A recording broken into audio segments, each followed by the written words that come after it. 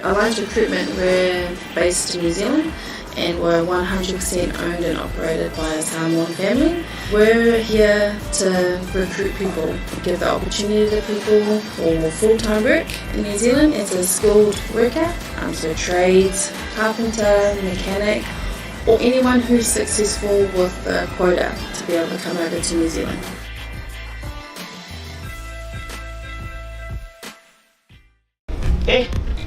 Leiro me afaise lewo madinu matwe inga wa leiro po fe ama useputi tema awake poli cha wa faira insure ashe yo ka wa ba iphone phang fa shau lo fe me fe yau lo na tero fe na benga mar fam ma shau ka ma la faira insure Ke poni se kumai san oh ola ese ka ola sa faira insure ko ina ke sa na ko ma mi ya ko te e bi lisa ya insure ko ina se yo la ka ya usua yo lo fisa ma pe pa mali O lawi sua e au wala i se te maa tupe mole mana i manuia. E mole pui na tau tupe o roso i fua. E tua i ainga whanau ke tina ko te maa e ainga. Mai mawhai na tau no atu mo so se mawha ana i te whina ngawi ai. ale fai no sa ka ko pa maka na o ke polo le fai no e si lo la se kama so Samoa Life, leisiua mo tangata nuu o Samoa.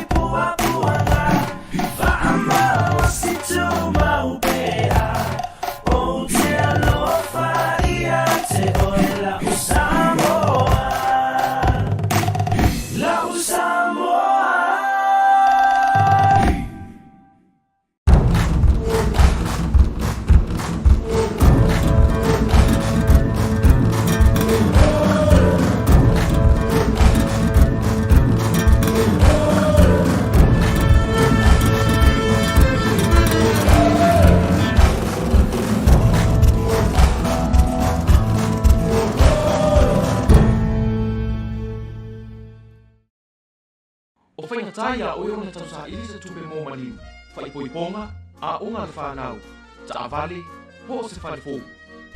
Yes! Tahu! Bawa lo makaba, wa bili mak ei ka bawa. Kumi mawale ka pungia, ko pele lo pe bawa ei.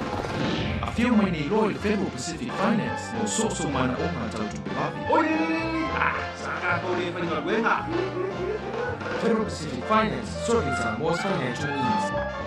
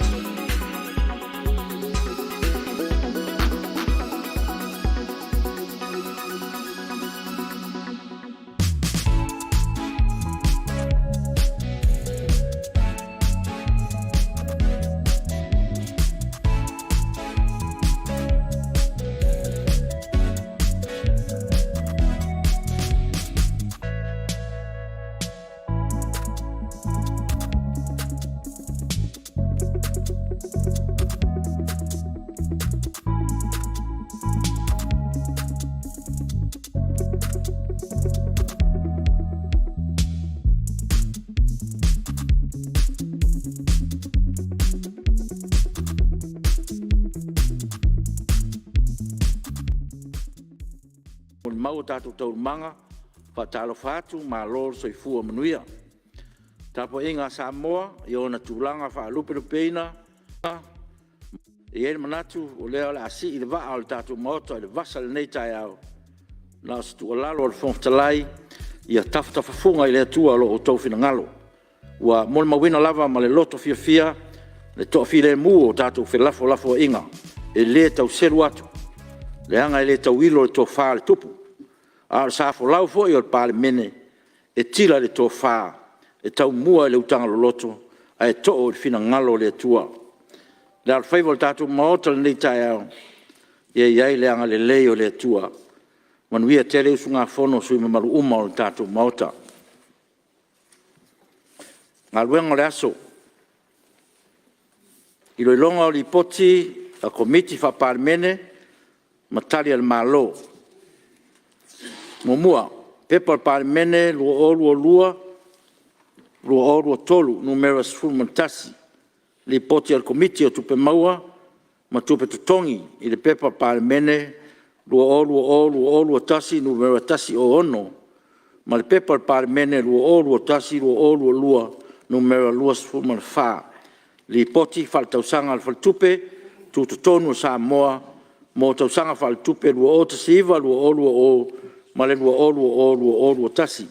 Tasi pipi tasi, pepa al Palemene, lua tolu, numero ono sfultasi, tari al malo. I le pepa al Palemene, lua tolu, numero sfulmantasi.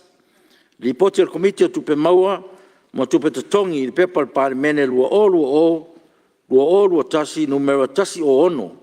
Ma le pepa al Palemene, lua tasi, lua, numero lua sfulmanfa. Li poti fal tausanga, ale fal tupe tu tono Samoa, mo tausanga fal tupe, lua tasiva, lua ma le lua tasi. Tolpota o manga al fono au tu la fono le aso nafi, ua mai a forsia, tali al malo, le fionga, le swimming star, o le fal tupe tu tono Samoa, e whātatau i whautuanga al komiti o tupe maua, ma tupe tutongi. Ia, o le avanoa nei tu nā tuai mo se sui e fisau noa, i li poti al komiti, ma le tali al tātou malo. Ia, ne mo te watu lewa, fo marisa o lau whionga te tai le tuangai. Turai mai lau whionga. Ia, whaftai lau whionga le whonga whetalai, whatalo whātu ne huitai o fau. Malo le malei fua mai poe manu. Ia, whapena fo yon whatalo whātu le whionga le Palemia, me sui Palemia, me laitu. Whionga i minsta langolango, ia. E me se fo le whionga sui whonga whetalai. Ia. Liu mai nei tu o bota. Ia, fa malo foi le fo laui fionga i sui fai pule. Ia, tapo inga le tunu, ia fa malo le fo lau. Tai do tu tapo inga. Ia, le tu panga fua. Au na tofia le tua. Fa malo te talo. Au wani manu mo Samoa. Ia, fa malo foi fa tai fa rulunga mtanga luenga. E whaatino ino lato pito la au tātou whaatasia ina nei tai au. E lang sua e tātou ngā luenga. Ua whamalo whaafitai. Le tele hoi se manatu e tu saima li poti whaatausanga. Pe o na whaasolo ia ele tātou ngā luenga. Ile nei hoi tai au. O lea ua matauina ile. Lau whionga ni minsta ia pe au na si le fia o li poti o luafe sulu iwa luafe lusfulu male lusfulu matasi.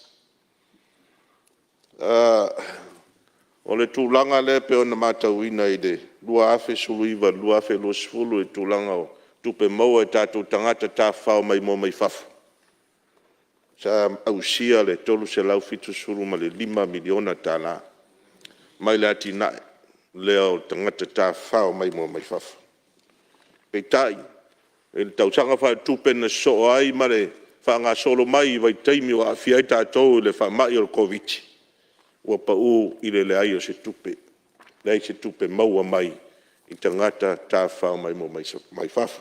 Ia pea na sirifia lo pose lilo tūlanga sa tāpuni aia tātou poras, sa tapu ia tūlanga o whemalanga inga sa iai, ia ma telo isi foi vavau, ia po Aso East, ia nā voi vai taimi tātou state of emergency sa iai, ia pe o le mafuanga nā, mafua na whea stale nei tai au, o na e peia fo isa o tutu iat fo e isi tātou fontanga o tō nai, le leire toi la langa mai lunga le ati na elea. Wa le ati na e nei manuia ai, e le na o la tō nofo ia pia, a o le atu nuu atoa. A wata, Tiafau mai mo mai Samoa, e a ngai tua se vai, mata anga ese. Ma whaatau, ia o loa e whaatau i mo free market ia wala, te whaala, ia whapefo ia whaao ngā i o whaitani malo, ia whio anga i tua mo se vai. O le taua na o le atina e nei, o ne whaasafua i le atu nuu ia manuia. Tupe e o mai maturisi.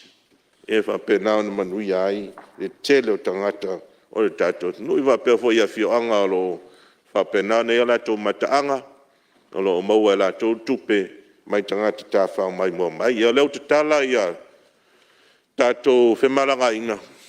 Ia pe o le tūlanga lea e tātā long pēr mas whau. Te tosi sila ane i tātou wati na e i o whatani malo. O tau o na to e whai eisi fuafuanga. O na telo whatani malo nei. Ia sa le ngā whatia o na to te tongi. Ia ai tāra po nonga tupe. Ma ai tāra fu. Ia o na le vai taimi lea sa tāpunia tātou pora se pe amare lua tau sanga. A fia i fo i mare telo ngā luenga. Tele la tau sa ngā lulu e whatani malo. Ma la tau sa ngā lulu e le tourism industry. Ia na fia fo i la tau ngā luenga i se isi silane. Na o fionga i le teifono committee. Ia wa pe wela o fionga i minsta.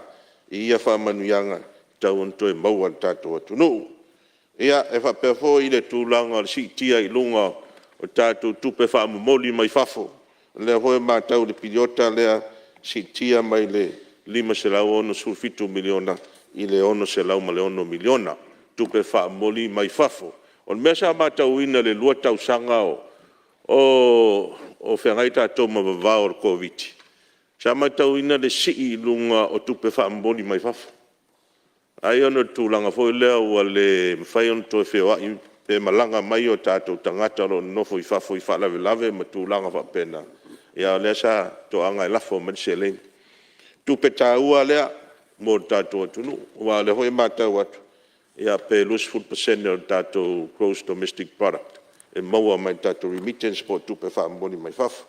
Whaftai le rea piriota ma lea vai taimi mai tai tonu o le tūlanga lava nā lo iai le. Ne foi vai tau tātou iai.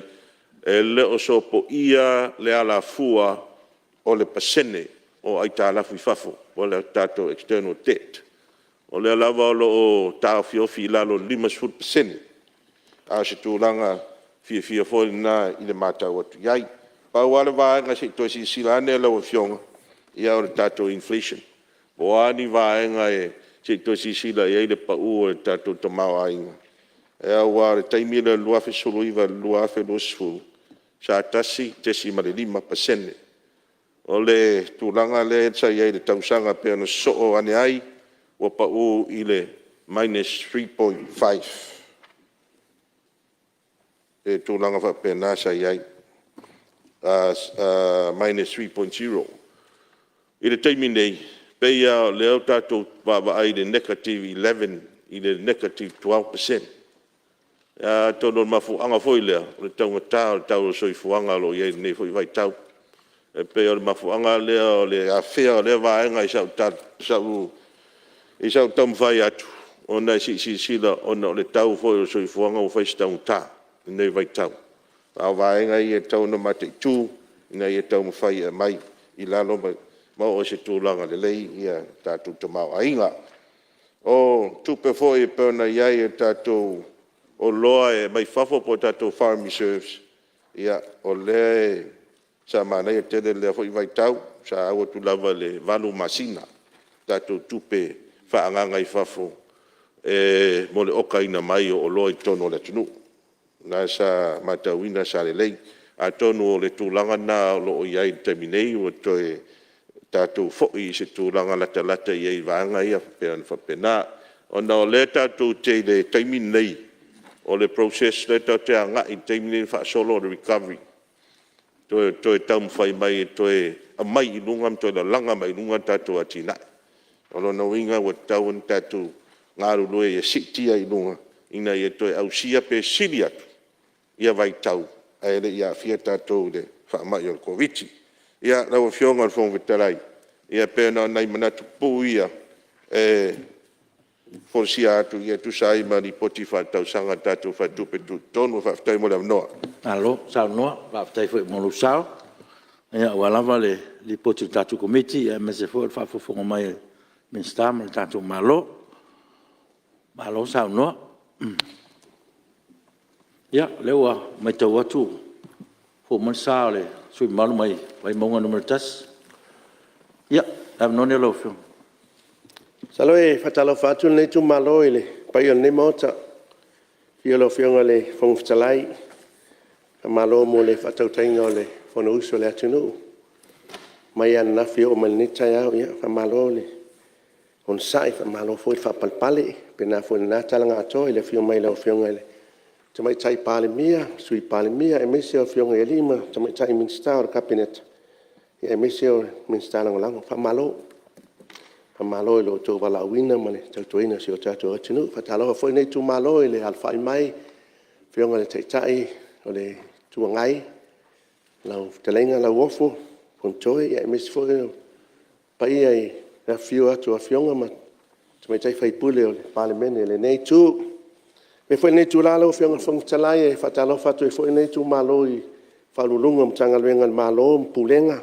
Pe foi falar tonga tu maoti se o tatu atinu business e fa malo ele te toina se o tatu atinu fa pito foi le fatalo fa nei tu malo lo fionga fentalai e la to foi o to fia a vem fa lulungo tanga venga malo e mes foi o foi tala o to fia le pule o le NUS ia vi le tua ni foi tamali ia o leva na e to tua na foi wala wina o mamana ia mis foi tu lai mai ole o ila to nei tau tuina le tato mis foi le ofisile ole visa farmasinonga pali ima nai tu ia o to mamana mis el pulenga ma vai atu o nei hanga mai o to malumana io lima ma vai el Palemene pe ia si o to malo ta poi mai si fai stato sao le tau ole le poti ale tai fondo committee o tupe e moli lenga nga faftai le nei tu malo ile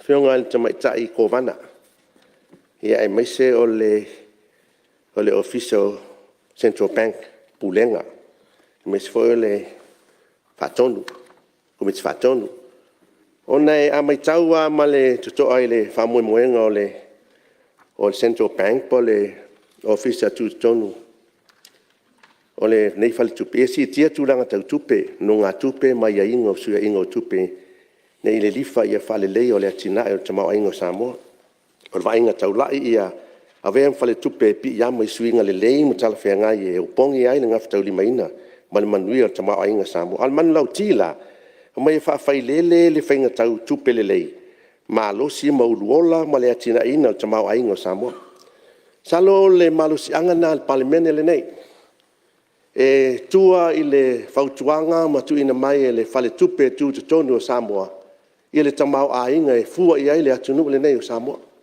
le ala le ma tu ataulia ia le nei mtanga luenga po tu tino o malo le ofisa tu tonu o tupe stato atunu ia po central bank ile nei tu malo mai taua mal to ale tulanga ile matamata tu le nei tu malo tala fal tupe o ambai e fa malo il committee sa fa tinoina suriva lo fulu futasi o le tele o atunu uma e fisilingia mo meo tala fa tau tupe e mes foi o li potia tanga venga malo mo fala putonga e tu ina mai ton ale nga fia le nei tu malo le matamata wa uma ona fa yelinga venga le okika e o mai ele li poti le tau sanga fa le tupe le lua tasi lua wa umana fai ele o pina le o kika o le nganga faftaina le o fionga fongtalai ona e tele o fainga malo le leima e fisilingia po a mai tūlanga sa whaatino ai. Ai na kanga whaftai a lo o sui mal nei tumalo. E le manino a mea uma.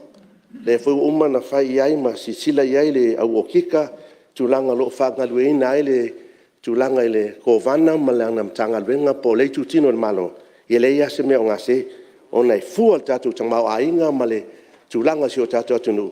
I le tu alalo mai ma mai whainu merai. Mise ale mo meo le tūlanga i tamau ainga le. I le poti mai matuina. Ai mise foi. E talia le nei tu malo fautuanga. Mise a tūlanga leo fautua i komiti i nei benefiti. Ona le mai tau i sa iei foi tūlanga hapena i tausanga utuanai. Ia alua foi a le fautua a mai ni fautuanga. O fautuanga ta ua nai lo sui. Na ia mawhai ona maua nai whaamanuianga i. Mo lau whenga ruenga. Ona ele o pose lile o le Central Bank. Ia o le bank au tū le tua uma iai bank uma Samoa. Ia i matanala le au whainga luenga ai oto ino no isi bank po la fo intulanga. A o le bank au tū. Ia lango ina ai ele nei tū malo whautuanga tā ua le ar komiti. A sila fo ile nei maota lau whionga whangustalai le au whainga luenga lo ngā lulu ai. Ia moli ala ngang whaftai i tamali i fo i matupu ma le matutua soifua lo iai umia na whainga luenga ai sa ta vaaya yaso lau whainga luenga le o mal temine.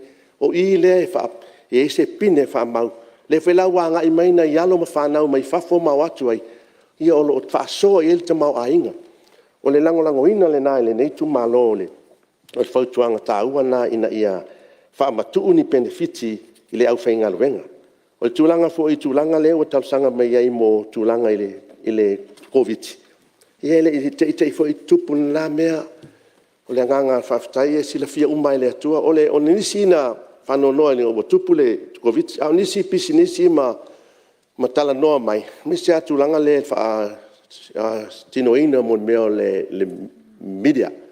O whai mai whaftai ua tupu le COVID ma ua create nisi pisi nisi fau. Pe o mea se le posi lilo me meo whaalau iloa i o tusi ngai ngoa ma meo sa iri ngā tupe o tausala. Ia ua le tuen whainto malanga tangata i fafo.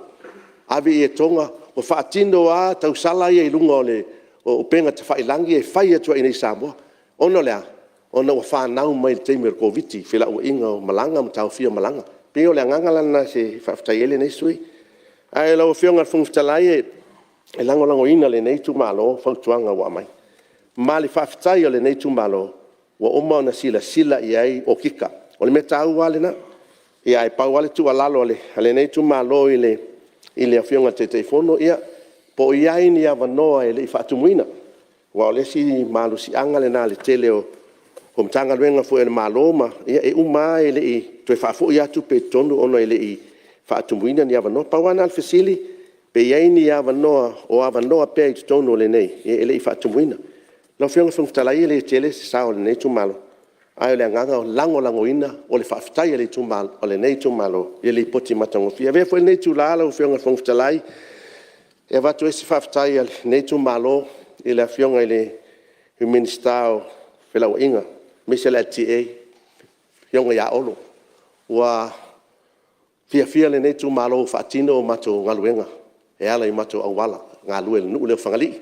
E moli le ngang whaafitai le lau whionga e le ministao, lo manatu i fo le tanu ia o fia awa pa uma tatu le awala le aliuta e fa pena fo i availele ia tu atu a le avanoa i o tafa le tongo na le po wa faile tenta o awala le tongo ia mastato nu o lauli pito nu mai o lauli ai fio atu pe uma fontanga ne wale o tangata le mele pule nu o lauli wale sao awala ia le tali ngalu na sa yo i mai le fionga le ia pia na ia vanoa na lea vatu la ngana a la vanoa le tumalu moli le ngana whaftai olo ia moa luenga le lei o loo whatinoina le tumalu manuia lau whionga whangtalai mal mota afkai kere lava o whainga luenga i kumaro e whaamura se kako kalango e kako ripoki e rungo o kako laulau kongu e se kaimi kalango inga i ele ngā luenga le LTA mal whalo lap Malo whaftai o leo wha o melo sa noanga le upole tunu amalia se pese te fiasiva le nganga na le fa ngai le tu malo le nei ava noi moli le nganga fa tai o va le watalia alo ia le nei tu malo le poti matango fia le komiti le tupe aftai ya malo le su malo le wa mau lo finalo ya ma le lango ina fa tuanga matango fia komiti ya malo fa aftai le fa mai le telefono ma le tanga luenga ya fa pela e lango lo fionga su malo mele ya malo fa aftai malo sa no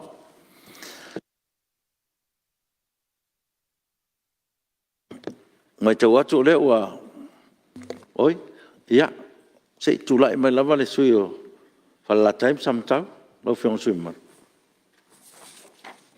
fa aftai lo fionga de fonga fetalai mo le avano ne foi tu malo fa la time samtau ya tātou te tiu le la tasi o lo wa folau le taimi o sola. E vi inga mar whaaftai le tua. Ya peo na veela o fionga le fong fetalai mo tātou o si taulanga le taimi o sola. Ya ai whatalo whaatu fo ile nai tua le malu.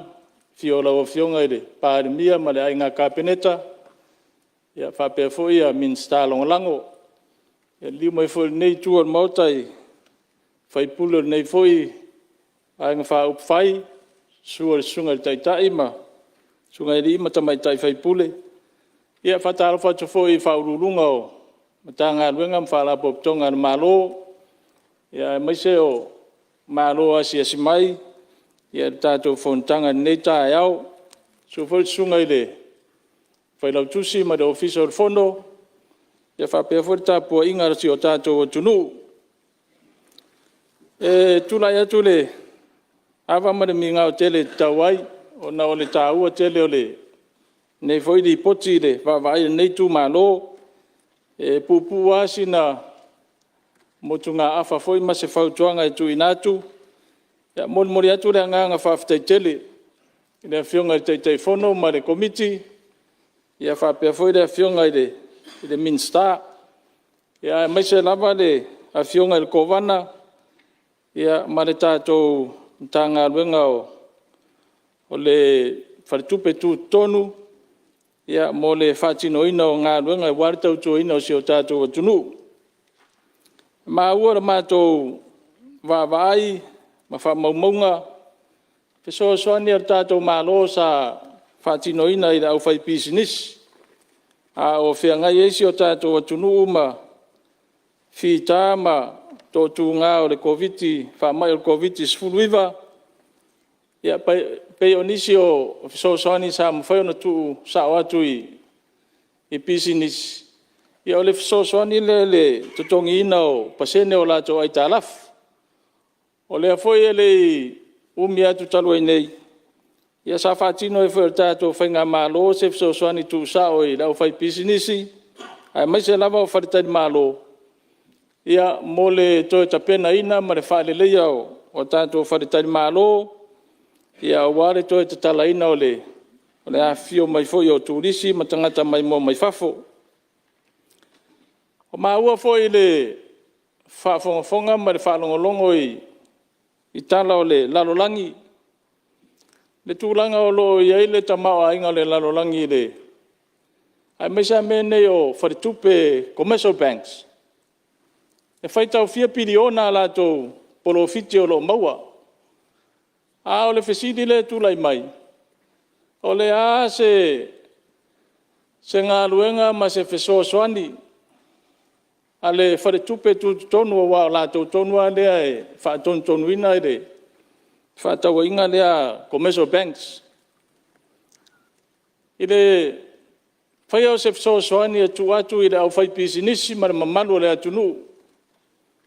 I tului o la to nononga tupe. Awa o le fea ngai le lalolangi a mesio si o tātua tunu ma fi tā ma whaingata o COVID sfuluiva. A o le ai maa ua o le ai whaitau 4 miliona ma piliona ia tupe ma maa po polo fitia commercial banks o lo maua. Alfesidi. O le ai se wha maa avenga e taua na whai e commercial banks I le au whai pisinisi ma le mamalu le tunu nei vai tau ele tala fe anga ele tau tu lalo o tului o nononga tupe lo fe nga e malau fai pisinisi ma le mamalu lau tele o le tunu o le fe ma o i poti wa alu ilunga le liquidity a commercial bank si tono le tunu bo tau le intanga tai oe fai ni ai talaf ai sia oi se tanga ta le alu e fai se ai talaf po se fai business o le fa le tonu tamawa inga i le tongi ina o le ai talaf ai pe o si to alalo le ne foi tu malo ao le ta u o ta to yai i le matanga luenga le al malo se sila ne malo po le a se so ni ma fai ona fai i tului po pasene on nonga tupera tunu wa le foi maua wa pa uma wala lo foi le pasene o nonga o teunga tupera tunu na winga tawana fa Palemene ia vaenga na o le si tu e fia va tu ese tu alalo nei foi tu malo ia o fare tupe fa foi pe ona ia ile fare tupe le China o Asia o lo ma fai ona maua mai se fa ma avenga mo atu nu o lo fai ala to nonga tupe fare tupe nei e fa ma ngalo e pe tu a vanoa i le taimi ma le piriota e tongi atuai ai tarafu e mai se amo meo o pasene po tului o le foi la ma fai le malo ona fa safua atu le sosoani na mai il fare tupe o China ale la langi o Asia o tupe o Asia ina ia manui ai ele ngata fa la po tonga fa pe foi mamalu le tunu ai o se vaina nei tu malo ma se tu alalo ia se va ai po le ase se sosoani ma fai ona fa tino de tato malo ia ina ia ma fai ai ona o atu le fesosoani le lau tele o tatou atunu e maise le au fai pisinisi ia maise ale tulanga le tulisi e pe ona toeaga ia le tatou malo ia ua e tasi lea faamoemoega o le tatou atunu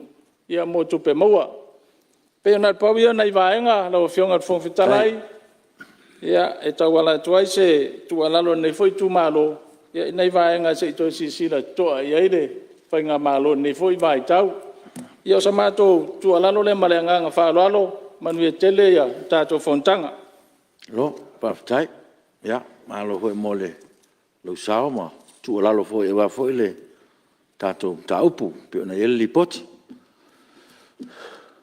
ya la none lo fionga te telefono e te tal foi tau ni si foi tau salanga le sui mamalo Palemene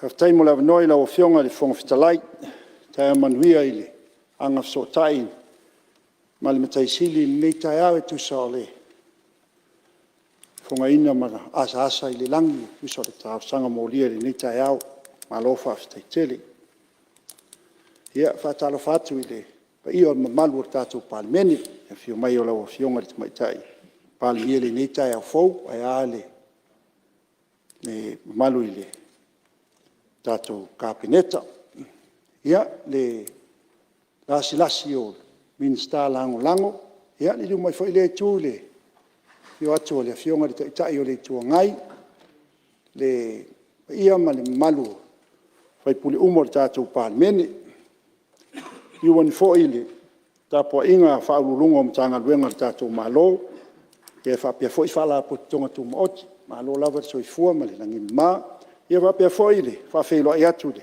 sunga ile fa fe ngai nga malo fartua o fa pe na foi fa no nei tai au liu mai ai fa fonga mo ne ava noi a sia mai foi fontanga lo watu no fa ftai talo fa ftai ta puai to foi va lo manui ai nei ta penanga o fofua au le amatalia se tala se to le liu fa ile tu le se na o fionga de fonga fitalai se fa ila wasina fa matalanga ai e fa mai se ai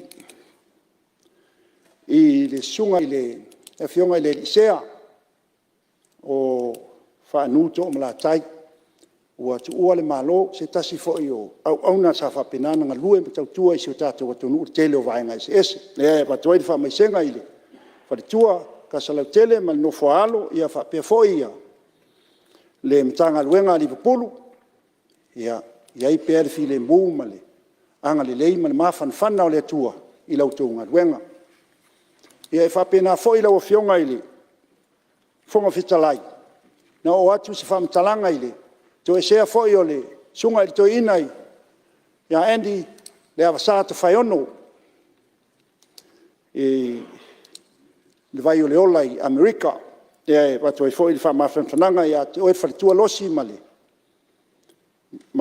le mtanga luenga ia le kalesia ia whapea le kalesia i vai o le ola ia i pea le file mu o le tua soani i ngā luenga whai o le sunga ia Andy pe ono taua ia se tasi leo toa fo i sa tau tuaina si o tātou atunu i le tātou manu Samoa i tau sanga i tele tasi fo i leo o uso na wapenana na whiriwhiria i tono au whiria le atunu ai whato asur walu na tau sanga iai mo le atuai le whamalo whaftai tele mo le awanoi lau fionga le fonga fitalai ia wapea fo ia li mwhaina tu esea na isi fo i o to e sea fo i ole tina i asilia te fua le misio i le se taimi o le lava yaso o tuanai ia na e leo tua ia tama ia le ainga na lua lo wapenana ia i alo mwhanau i tau tuaina le ainga ma le no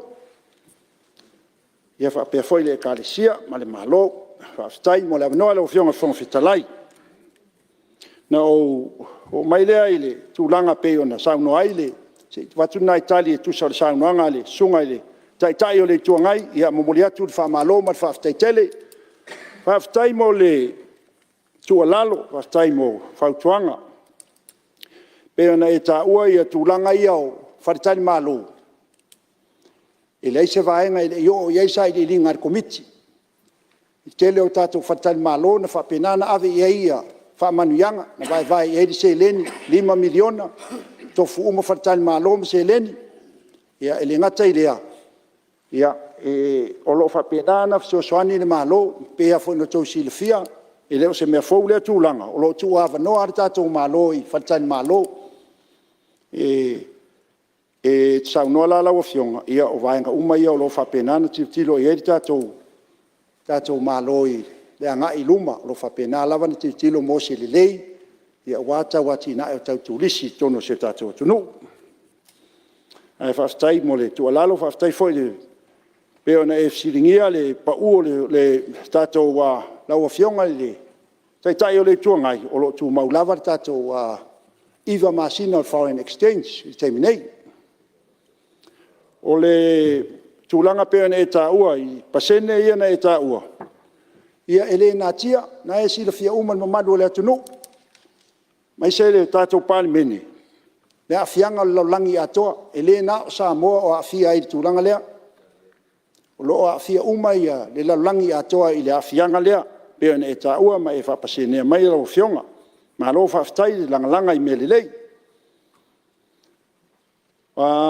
li wifole i le saunanga lau se usole mai vai maunga sula ia malo mo le silafia sa ia mo benefiti ia i tonu le aufaiga luenga lea le Central Bank pe taiani na toe avesi le ala ia le fabafuaga na le fautuaga lea ona e le manunga pe ona e taua i ono afaiga o tagata faiga luenga ai o i falitupe fo ia pe o le mafuaga na toe tua i le vaega le fautuaga le malo ai sa fai muamua ai na taofia masalo po lua tausaga po tolu taluai o le mafuaga na mo le silifia lau afioga na toe taumawhai le fautuanga lea ina ia toe tuu iai whaamanuianga le au whaingaruenga ona pēna e tāua.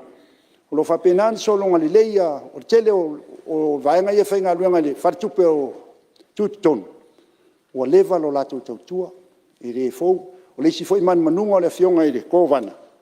Ina ia whatu mau le tele o ran au whaingaruenga i le lei pe a whai umina tuein a te o toe o ese i taimi. Pe o vaenga na pe ona e tāua. Mori atu whaamalo mar whaaftai, nisi vaenga peo ne taua. Ia, se taimi ia na toi ole ia ilanga ile o iei tono le lipoti o tala tupe peo ne sau noi awala lo tu malo. Ia, malo whaaftai langa i mele lei, se o inafo e loa ile, ma taalo i whaipule. Tilo i vaenga le lei o le tu malo whaaftai. Whaaftai le, lau fionga lupe matsila, malo whaaftai e tusa o le lau saunoanga. Le ai e le ai lava se vaenga e tasi e se pe o lau tu alalo tu ina mai. O le fsoswani o le malo le atonuu maafianga o le COVID. A lea sa wha ato atu i le ripoti wha tausanga i le lua olua tasi lua olua lua. O lo o wha alia atu ai le stimulus package mo pisinisi e ta wala atu i le wharetupe o ati nai. Ma lo whaftai tai lava mo la wafionga i whautuanga ma langalanga i melilei ia mo lo silfia e lo whapenana e leo tilo lava le komiti se vaenga o lo whapenana tamu whai lava ina ia solonga li lei, solonga manuia ma ia o watu uma i le lau tele o le kato watu nuu wha manuianga. O lo ia i whainga whaavaya e wharetupe tu tonu e whaatonu tonu ai ia commercial banks e tūlanga i metau interest pe na e ta ua matului a whengaira ato nuu ma le COVID i sfulma leiva lo whapena lava na fitunai. Mo li atuai wha malo whaftai le tau langa i mele lei e mo lo sirfia o lo whapena lava na tau mawhai ia le tātou whainga malo i se le lei au wā le lau tele o lo tātou atu nuu. Ia pe le vaenga lea ai ai nisi mea le o tā ua. Ia se tu atu e tali atu le minsta a leo te lole o mai a uma pe ona vaenga na siringia o tō wafionga. Ia malengang whaalalo i la wafionga i le whong fitalai, whaftai. Alo, whaftai. No, wionga whong fitalai. Ia. Meo sea manoa.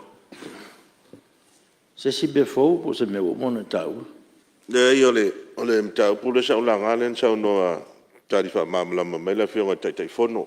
Tūlanga le so swani e mo whatan malo le sa iei le 5 miliona le sa pasia tala whaatau tu tupe tau sanga te nei o le bele abatu e le tu alalo ona le wha awala tu le whale tupe o ati nae al mele tupu ia o lo o wha matu tu ai lalo tu langa masani o nonga tupe ona winga tau sanga wha tupe ma ia wha maria ina ia ingo o nonga tupe o le mele le tupu ia pe on sila fia lua tau sanga le ni tu risi o mai le se tupe o whatan malo e le ngā whatia tau sanga atu e le anga wa mo le so swan pe o le tu alalo ia i tu si sila ane ia le na hoi tu tatu malo nisi a wala e whaena so swan i mo na i whatan malo na le tu le loma o le tu le loma o le tatu te tali malo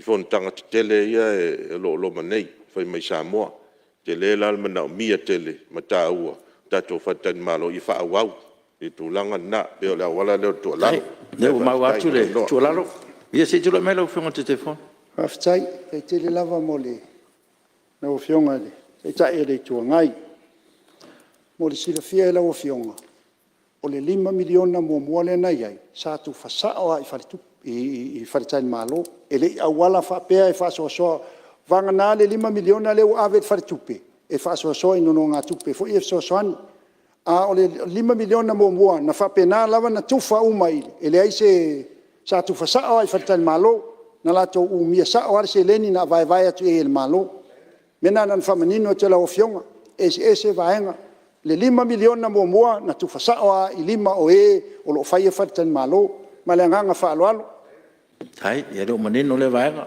ma loa whaftai lau whionga le te telefono le matalia leo mau le ese 5 milion ia leo mangingo ia ma loa whaftai se i tulai mai lau whionga sui mauro komiti ia whaftai mo le amanoa whasta lo whatu i lau whionga whonwhetalai ia whapenai tu o le mauta i lau whionga tamaita i Palemene ia o le Whionga i minsta, masui minsta, ia whapea whonei tu o le mauta le aiwo tu la i E fisosoani atu I le mātou li poti le anga o mātou e whai whaatasi la mātou ngā luenga o no nisi o le wa mansau no masta te fono o le watele ina tali atu ai ia isi fesili o nai fesili na misi ia o le wa mana sau no atu le te fono tulanga le la fionga te fono le o I la fionga te o le tuanga ai I fisosoani e fatan malo o le 5 miliona o lo ia nei o lo ia whainga whaavaina o mai ai e ta ilua se la wa fia le te atu le fatupe atina ia tato li potia la o atu ia atu no ina o le au ili ai loa le tulanga le whanga solonga o le fesili le fionga le sui malu mai whalatai I le pele iai ni fisosoani ale faltupe tonu ia tato italafu o le sai ai I le tausanga faltupe le tautala noa ai o lua fesuiva lua felusfulu ma le lua felusfulu lua felufultasi o le sai ai tato whaamama avenga ia sa ave umai no ngā tupe le sa whapaua I lalo ia pasene o nono ngā tupe ia sa ave le ngata o pisinisi ia o tangata taitasi. Le sa whaaui tonu o tato commercial banks I le sa whaasaui tonu le tato stimulus package mo le si la fia. Lena e sa ua le alu I lunga o le liquidity le nei vai tau ia e sao le watato I lo o malitulanga o lo iai ia e fua lava I le ie fia no ia alato no ngā tupe ia whapea fo I ngā luenga te tele whaatino il malo ia o ngā luifo fo I la lole tato liquidity pe a tele le tupe alu tua ai o le fesili muli ale sui mai vai maunga po I ni awa noa le whaatumuina le whaatupe tutonu mo le sila fia il mauta o le whaatupe tutonu ele au mai ai tonu il mauta neilan tala whaatupe e whai lava la tau ele au mai ai tonu il tala tupe il malo ia e pule fo I lava la tau le whaanga solonga o lo I la tau port ia o ala whaatupe tutoi e toi tuua I tutonu wal whaanga yo ino o lato au nanga ia man whaaloa lo sosani atuna komiti tupe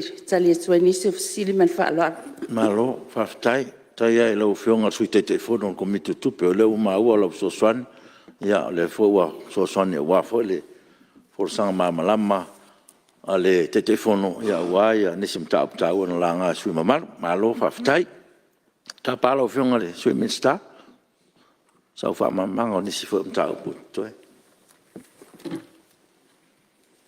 Whaftai moro o amanoa I lau whionga I le whongwhatalai. Whataro what fo I le pai al mauta I le nei tae au. Ai wo tulai atu mal whaalo alo e whongwhapi atu fo I se whamatalanga e tusai fo e malmata au ko e peo on tātou talanoina le tae au nei.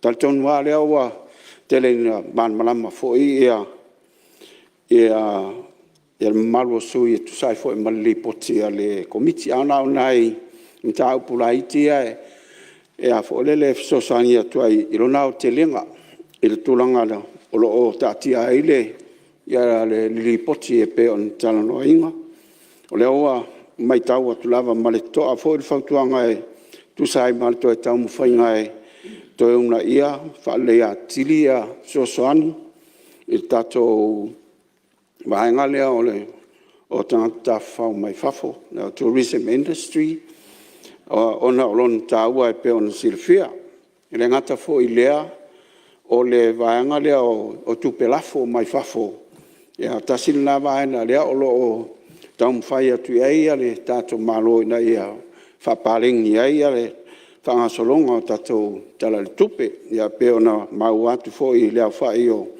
tupe sa masani na maua mai tausanga I tupe lafo mai fafo ia talitono e te le la vale suinga leo ai ele mau mai tato whamamaunga o te sema o lea ua lo ia nei a o te talitono e whiololo le te leo tupe pe a marvalu se lau miliona sa whai o se tupe ono mau mai tupe lafo ia ele I le tausaga le te nei, I whaiunga te sema ai se I maua mai a le whamtalanga o na whai lea o na whaasao atua toa.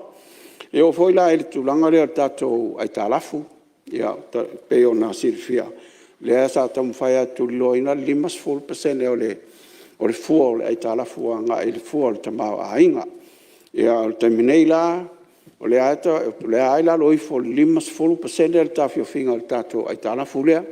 O te tonu fo o le wailalo ifo le piliona ta lale ia le italafu le ma se tulanga le leile a fa pe fa tusa ile telo lu itau o lo fiangai mtatou a le ma fai ya ona toni tato italafu o le si mafu anga le e mafu ai ona alu lalo le ia le fua le ona o le wa matanto ya e lunga tato fua ta ma ainga o no inga le wa e mo yo le fa pe mai e a fo le o le to esele ia le fa ngaso longa o te mai au fa inu mela ia au mai ia fa inu mela fo ia o lo ta mai ai o la e lunga le ia le fu o te mai o no winga o le nga yo ia le tato atunu yo na tinai an mafu angana le le fa pe ia le fo yo o mai fa tuanga nga ile le mele le si inga tau o soifuanga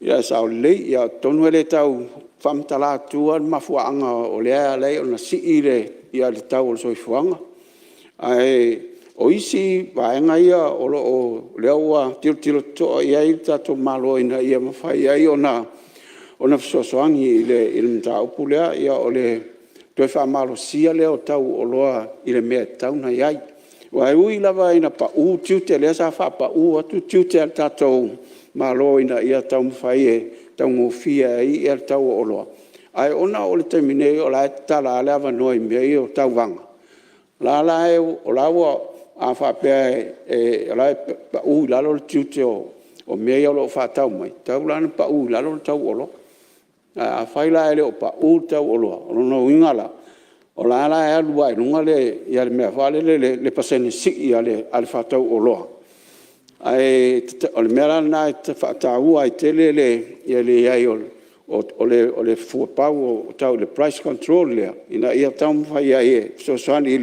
ele mta upulea o isi vaenga ta ua vale o mata nga yo ia tu ia tato malo I lalo proclame le atina enga tu malo o le tam faingale o le tato o lo e fatau fafo au ala I tato fato anga ia wa mata ona atina e mai ia male tulanga la lea o le tam fai e faonga ia tato ia mea o lo tato toina tonu o tato atunu import substitution ina ia awaine nei tato o so o le falolo wa me mo ia langa tinga ina lo walu fu o falolo a fa pe la mo e tu a fale ia le ia me umai te mala mia tau ai ala se ia se pete popole ai inisi be e te mala o ai pa fa pe la e mfai ana e ola tonu o le loto I fale te lo tatou ia o lo a mauinu I tua o le langa na le tau te ai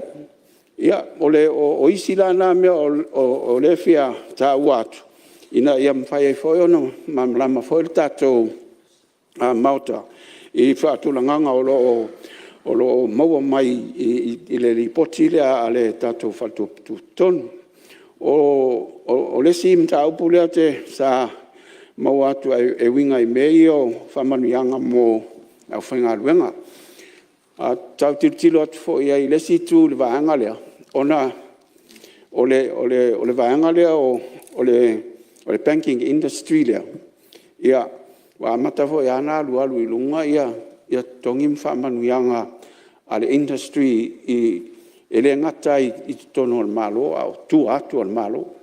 O lo ia I whale tupe whai o lai fa nga solo ala to o la fo e lau te mana o mienta nga te whainga luenga li le yatu ina ia mwhai e o mena lea laina nga alu lunga la ko la to tupe fa asili ia ona o masalo ai o le le o le whainga luenga lai o mai ia o le mea lai tupu e le e ono E ono ngai oi e se ai tanga te whainga ruenga ia o la wa ofa mai ia la to tongi e watu ai. Ia o le mea lana lea e ta ua li potire le wha pia e toi sila i wha manuianga le au whainga ruenga lai ai. Ina e mawhai ai ona nofo mau ai pei o i le vahenga lea.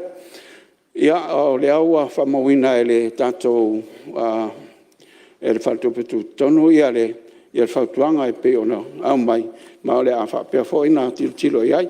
I le mta upu lea o le a whole le o le interest rate, o le tului. O te le o mautinoa le ea a peia o le tātou tului lea iai. O lea te tala lea wanoa e whaatau wā ai ia le vāenga lea. E le o whaatu la whanoina le malo ia le whaapea mai a whaapea wahalu tele lunga le tau soifuanga po wahalu tele lunga le ia tului ona tauwhia tulole whaapea lea ia lea la whaatu la whono tuloa. O le mafuanga a lai ona le whaia le ia le mea lea. Ina ia maua i pele nganga whaatau wālea ina ia mwhai ei ona lea atoa ia le au nanga. Ia peila ona tau whaafunga i le nisi o sui lelo whaapea mai. O leo ua tele le tupe leo ai tonu o tato whaltupe. Le liquidity leo wa e ilunga teimin nei. Ona ua leo mai tangata le whaltupe. O lona winga la whaapea fua la i tūlanga whaatau wālea. O tau lana pa ui lalo tului. Pe o le concept nga lea a lai ona whaapea. Ai le whai ai. O leo ua o mau atu ia le afore le finangalo. Ia o na le ala tisila pe ia le afore le whaltupe. Ia po le ase fufuanga tau ona whai ala iai. Ia o tau lan pa ui lalo o le tulanga langa le tului. Ia o leo lo tatia ia le tatianga na e pe ona iai. Ia o le si mta upu lea tau o ta ua mai i le tulanga lea i tatou le vaanga lea o le tonginga o ai talafu. Ia wai le mea masani al mea lea o le malo o le nonoa mai i whaltupe tele ia taipe o le whaltupe o atilai. E ai mea whale leo soft term loan te lai titi lava me o turui whai e au mai. Ia ona toe roll la ia ona toe no atu la ia le malo i ona maenga ese. E whatei te ina fo i o le paltupe o latina e masani ona la tau whaiale ia nta whai oilea. Ia ina ia mwhai ei ona ona la iti ia turui e a whale le a whapea no atu tupe alae e ngafatia e tangata ia tutu unga toi tongi ai. Ia o lea o lo o iaile ia whautuanga o lo au mai ina ia toi sila ifo iaile. Ia mea lea o le launau ta inga lava o malo ina ia tau mwhaila au sia ia vaanga lea ia pau le tiute o i pau le ia le tului ia matoe fetu unai ia taimi e tongi mai e talafu. Ina ia mawhai e tangata ia ona la tō ngā whatia tōni ngō ai talafu ia. Ia ma whatupuola o lai ia la tō atina. O le pōlenga lau. O lui taua o le vaenga lea. O le tongia mai ai talafu. O ai i taimi fo o le lei. E whiu fo i whaltupe e tau tuli ia. Ia tangata ai fo ia alofanga e masani o naia. O le awala lana. Lea lai o tam fai fo i ia whaltupe tai pei o le whaltupe o latina e whai mwhatai ta inga. Ina ia tam fai ai e tutu na i le ia lato ia tutu unga wa i talafu ia. Ina ia awai ne inga waleto te sirfia le o lai tau whale tonu le ia le whaltupe. Ai e mafua mai ona o lana tau mawhainga ina ia sosani i le malu o le atunuu o lo fia maua se sosani a lato atina. Ia, tonu o vaenga ia sa o fia to e whapopo atu iai. E langorango ai le mta upu e pe o na tanoina. Ia, whaftai. Alo, whaftai. Alo, sao no, no whionga le swimming style. Tupe, nei vai taimi. Tule mai lau whionga, tapa lau whionga te te whono mo fonga fitalai o te whaatu le lafo na ia whaamaonia le fono o au pe Palemene lua olu o tolu no mera sfutasi li potia komite o tupe maua ma tupe titongi i le pepa al Palemene lua olu o tasi no mera tasi o onu ma le pepa al Palemene lua olu o tasi lua olu o lua no mera lua sfufa li poti whaare tausanga al whaare tupe tu tonu o Samoa mo tausanga whaare tupe lua o tasi iwa lua olu o ma le lua olu o tasi ma le whaare Alua le sui mai le whanga whale se la, ma le sui mai nganga i maunga numero lua, ma le sui o ala ana lofi numero tolu. Siri para whamau ne lafo e whina ngalo e sau nomane ioe. Au ese le ai, ua man malo le ioe. Ta pala o whionga le, minsta mo lafo le, tali al malo.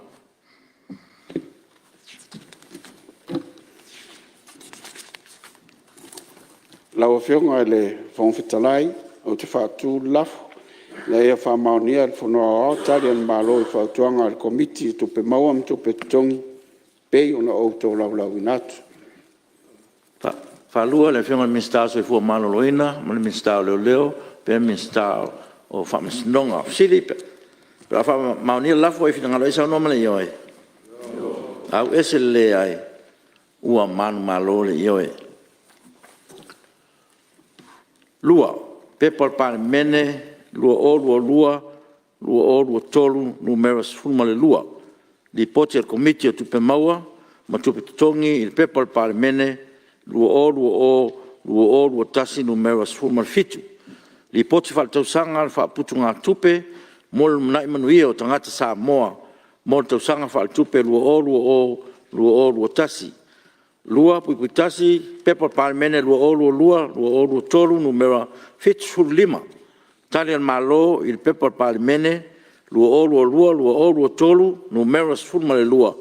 Li poti al komiti o tupe maua mo tupe titongi il pepa Palemene lua o tasi numera 55. Li poti faltausanga al faptunga tupe mo mnai manuia o tangata Samoa mo tausanga fal tupe lua o tasiva lua o. Tu la melo whionga te whono o komito tupe, mauma tupe tongi.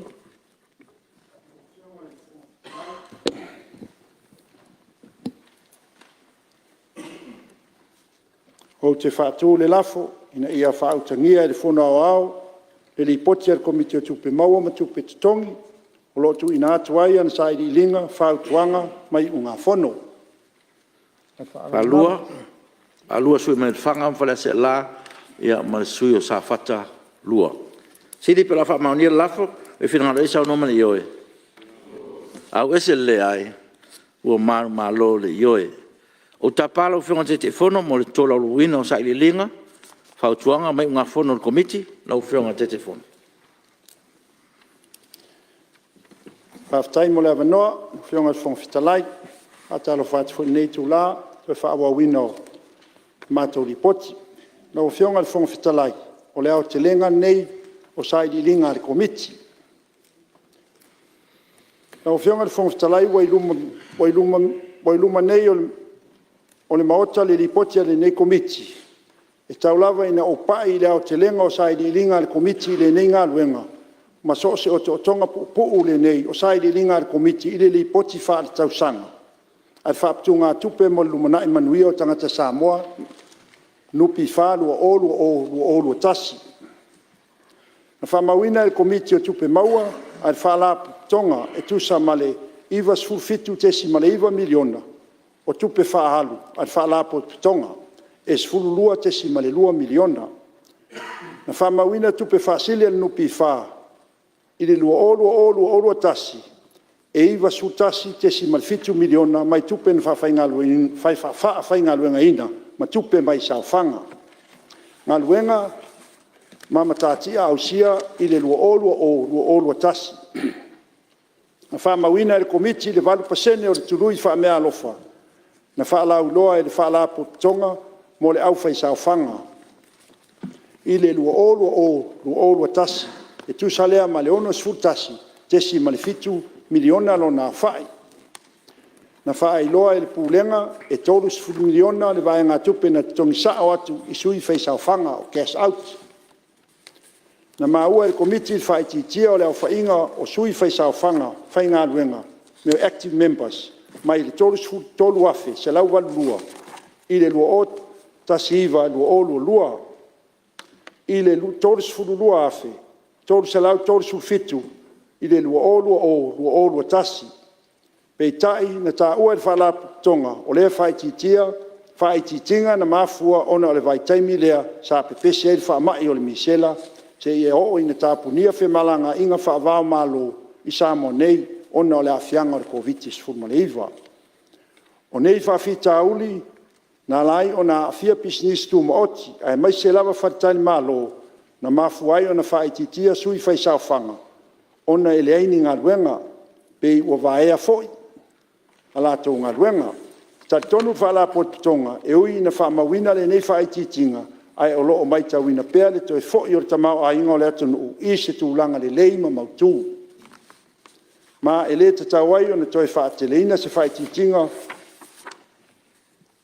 o sui whaisawhanga i le lumanai. Ai lei whautuanga mua na whautuaina e le komiti le whala potonga ina ia sila i se awala e whaamalo si aile au ina o aita alafu tu ua mo arias o loo whaamawina le lipoti whaare tausanga lua tasi.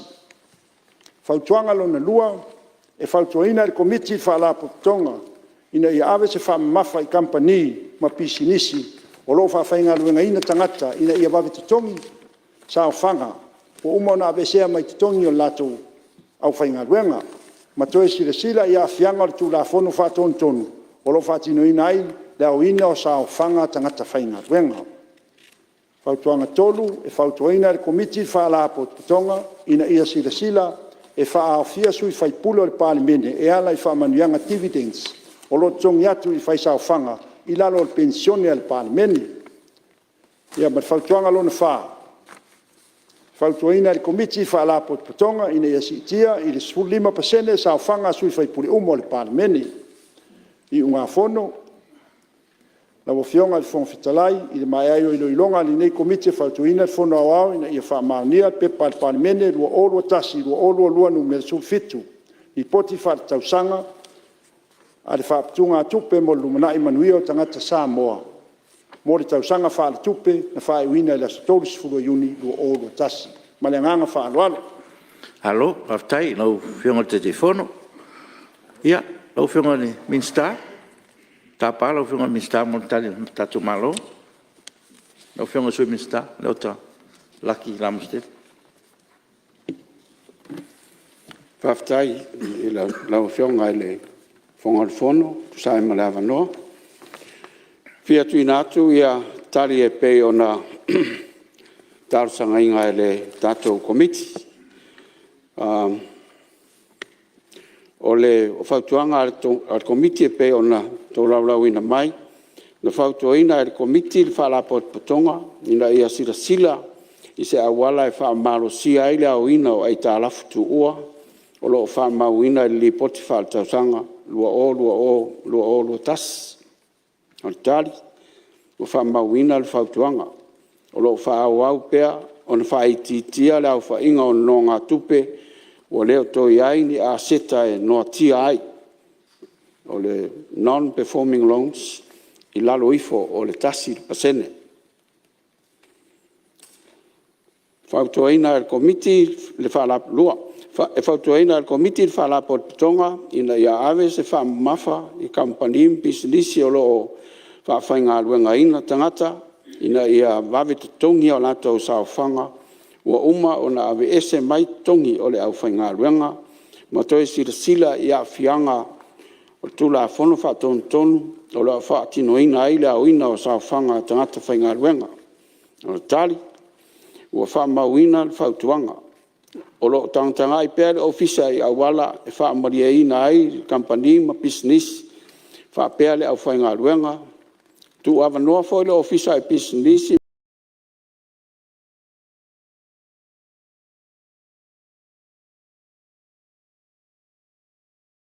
whainga luenga i le tongina o sa whanga le au whainga luenga.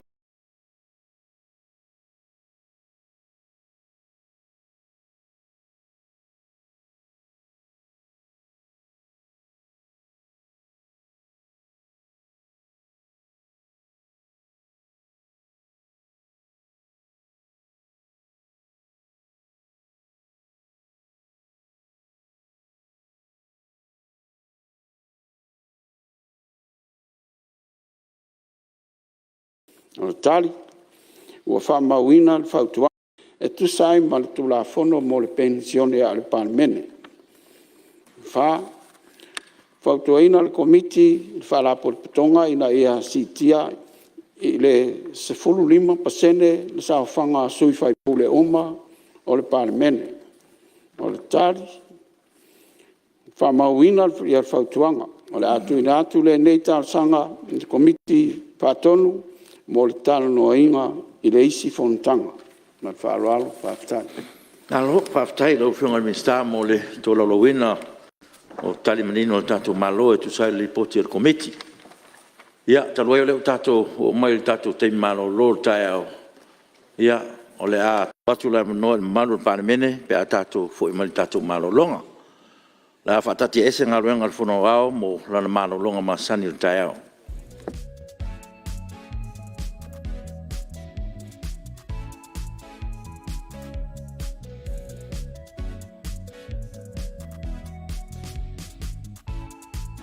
La Samoa, la Samoa.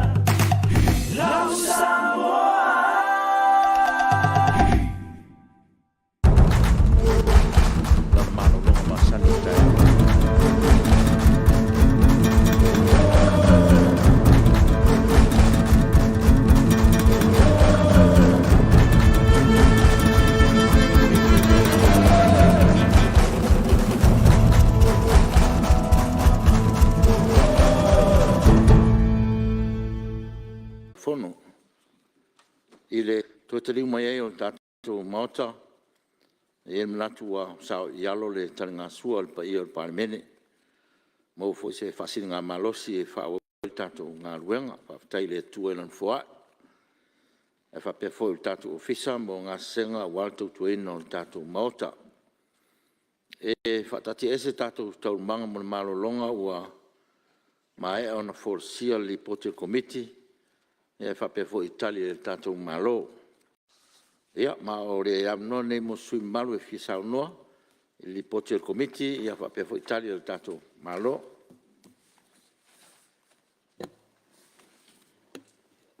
Ia, tūle mai lau whiongale, te teili tuanga. Tai molo o noa, no whionga le whongu talai.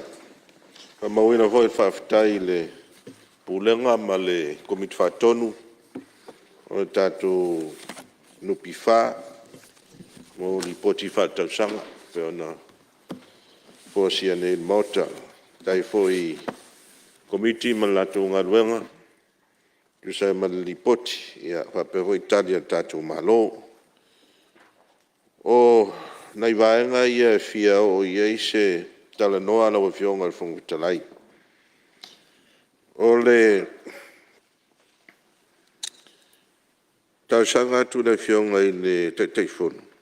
Ma le pola fionga foi le ministasi. Fa manino mas taimi le winga o le tali le numero tolu fautuanga le komiti.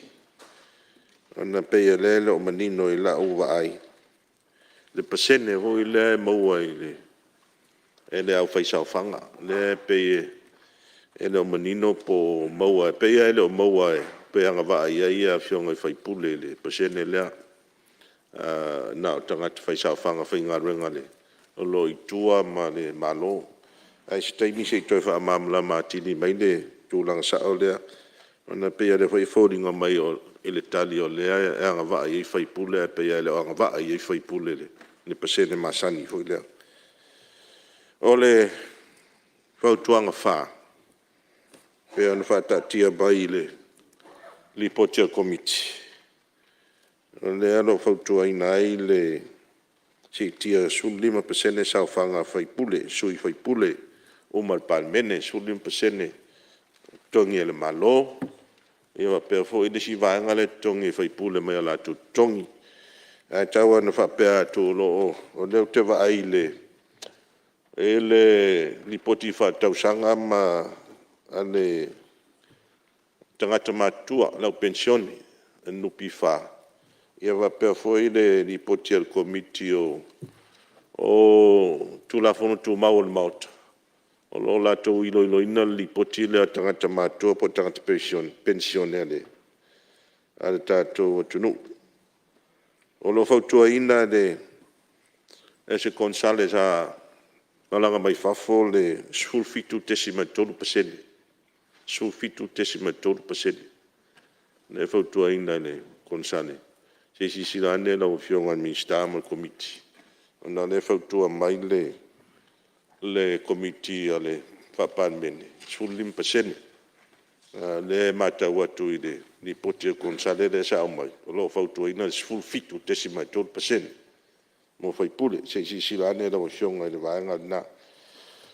Olo o matauina li poti whatausanga le lua afe lusfulu ma lua afe lusumatasi le si pe ilunga. Tupe whasile an tato nupi wha. Mo le toan whamalo ma le whaftai pulenga ma le kumit whatonu. Wiwa perhoi le minsta. I ngā luenga le leo lo whatino. O leo lo o si pe ilunga tūlanga le leo tato tupe whasili. Ia peo na maua le lua afe lusfulu e 5 suluiva. Miliona tupe sa maua el tato nupi fa tupe fasili ya si Tiafau le luafe lu sultasi le onu sultasi miliona ya fa malo valus 5 miliona le luafe lu sumatas ya fa malo fa tai o le ala matau o lo alo lu pe lunga mai na vai tau ya le fo e mantua e vai tau le za so mai le luma mai ia le sa fia tatou le whama. Ia tonu la sa paula titi lalo ia tūlanga ia. Ia se ia o maina ni poti. Ia tatou wawa aila e iai polaris tūlanga sa iai. Ae le te tonunga teiminei o leo tatu toi fo ia i le mea masani sa iai. O leo toi sikti ai luna ia le tūlanga le lei o le. O tatou tupe baua nupi wha. O le lua afe luas fulula. Ia le pena maua le li poti al komiti. E valu pasene ia le lua afe luas fulu. E iwa tesi matasi pasene. Le sa maua le au faisawhanga. Ai le lua afe luas matasi. E valu pasene. A whaila o le si pea i lunga le alu le leia o mai le taimine nei. Ia le fautuanga. Mana ia pea tua luas fulu pasene. Ia tātou tupe fo i le mo le au faisawhanga. Wa la tau ia taunga anga i tonu ia i whamanuianga. Wa la tau tupe ia e lo vavai mai la tu tongi. Matu i tonu tātou nupi wha. O lo tupula ia i pea ia tūlango se le ni maua. Lea fo ia maua le li poti le whatausanga nei e lua. Ia tupe o lo investment. Ia po lo o wha ngā lua e fo ilea i fafo. O lo iai le matauina lo eiva ngā tupe tato nupi wha lo investi Australia. Ia wha pefiti. O le matauina si tūlanga le lei ia sa tūlai mai fiti. Moa mai ai stato dividend. An tato nupi wha e siria ma le whasela wafe. Ina vai taulea, taua vai atu iai. Ia o tūlanga le lei ia o investi ia wa le ave i whafoi. Lo investi whafo tato tupe ia. Ia o mautino ai ia tupe maua. Tupe whasile moa mai tato dividends. So swani mo lau whaisawhanga ia whapefo ia po kalame o lo whanga i oi tato nupi wha. O le tūlanga i le tato whamanuianga. Ia o le lava tu maure 5 afe mo sosoani lea mo se faisaufaga ua maliu ia peia o te matou atu faisi leva o lea limafi te lē lava le suiga ua iai ia tulaga o le lenei foʻi vaitau iai le fautuaga ua tau na siiluga le limafe lea ua le toe taugofia foʻi tau o soifoga lenei vaitau ia loo siʻisiʻi foʻi luga isi vaega ia tasi le vaega e tau ona silasila iai ia le tatou nupifā i se tulaga faapena o le fesili le ua fioga i le tulaga lea o le investment foi le tatou nupifā le loa mai i le mulifanua Beach Resort Samoa Limited sa lo i le faitani malo foi le o i mulifanua ono te vai atu e foliga mai o lo i se tupe masalo pe faaupu tupe paʻu 10 miliona o le a se tala la tamai le tatou investment lea pe o le fesili na o le a se tulaga o iai a se a se fuafuaga a le tatou nupifā i lea foi atinaʻe auā e pea ona silifia ia o tupe uma ia lau faisaufaga ia o lo togi tonu le tatou nupifā ia mafua ai ia mo na faatino investments faapea ia pe na nai siria ma se manatu popolo na la fionga fon fitalai e faafetai mo lo no alo faafetai ma alo foi mole ia nai si foi ma faatuku manatu foi le e te telefono e mese foi le fionga le minsta ia la none sta se sui lo fionga fon fitalai ia tu le melo fionga le sui fon fitalai sui malu mai ainga tai ia fa malo faafetai ia le li o le foi o pale au talinga o sual malo Palemene ma o foi se faasina malos fionga te tai on malo ia au kapeneta a me se foi le fionga ile a tai o le tuangai ma lai tu mota faafetai le au fionga te fono mo le poti mamlama o le si vai ngolo tu lai e o le sa no ia le fionga te tai o le tuangai ia ai o tūlanga whata i te whono i le mātou hui komiti. Te manatu e fia whaise manatu le whautuanga numere tolu mare whā. E ui o leaua whautua fo iai le whionga te tai o le tuangai. Ia ai ona o le ripoti le nei. O lo i luma o lau komiti le ripoti na mai o le tanga luenga le nupi whā. Le ofisa nupi whā. E patino lava i whaamanianga tau le Palemene. Ai mai tau atu. O lea wa mai e le whautuanga wha le komiti o le komiti o tupe maua. A fua fo i le whautuanga lona wha. Pe on sao noa le taitai o le i tuangai. Ia a o se sui usfono fo i o la komiti. Ia le watala no ina pasene. Ai o le vaenga tonu a lea ma le vaenga lea ma le tutino lea le malo lea li poti mai i le komiti leo taitai fono ai. Fautuanga la, nei te ua whai e le, mai ene le, ngā lue ngā le utole, ngā teifai. Ai ta oto mai e mātou o lo te le, ma mana ia le mātou whai, unga fautuanga e mai. Ia mai mana ia fōle mātou pasene, tau te fia o mai, ia o le fautuanga le amale, lau fionga le fonga fitalai. Ai tatia mai le mātou mata whai o le a fōu mau staimi le, whaalau iloa mai o le, li poti al nei komiti ma le ngang whaftai whaaloa. Ia, malo, whaftai, a tonua, tau hut whamanatu mai le, fionga te fono le foi tu o tatu ngā ruenga whakomiti.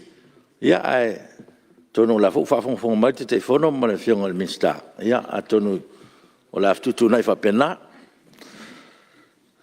Ia tolai mai lau fionga sui malu me li pata i tupa i lunga.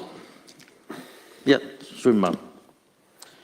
Ia ua whaftai atu i lau fionga le whonga whitalai mo le avanoa o le sui o le nei tu malo ia e toi whaatelina fo i le ngā whaftai ia pe ona vea i fo i a fionga le whongatalai ia mo staulanga le tae au i whaftai le ngā lei o tātou tapa au langi ia o whapea ona taitai file mu mai le so i fua le mota nei ia whawhiloa ia toi fo i le pa ia o le tātou mota fono ia fionga te maitai Palemene ma le senga kapitenta ia li te maitai ia mi se foi o fionga i Minsta lango ia mi se foi nei tu ile su atu le matu tai ma sui fai pule uma o le mota manoa foi fa filo e tuai ile pa ia o fa ululunga mtanga luenga fa la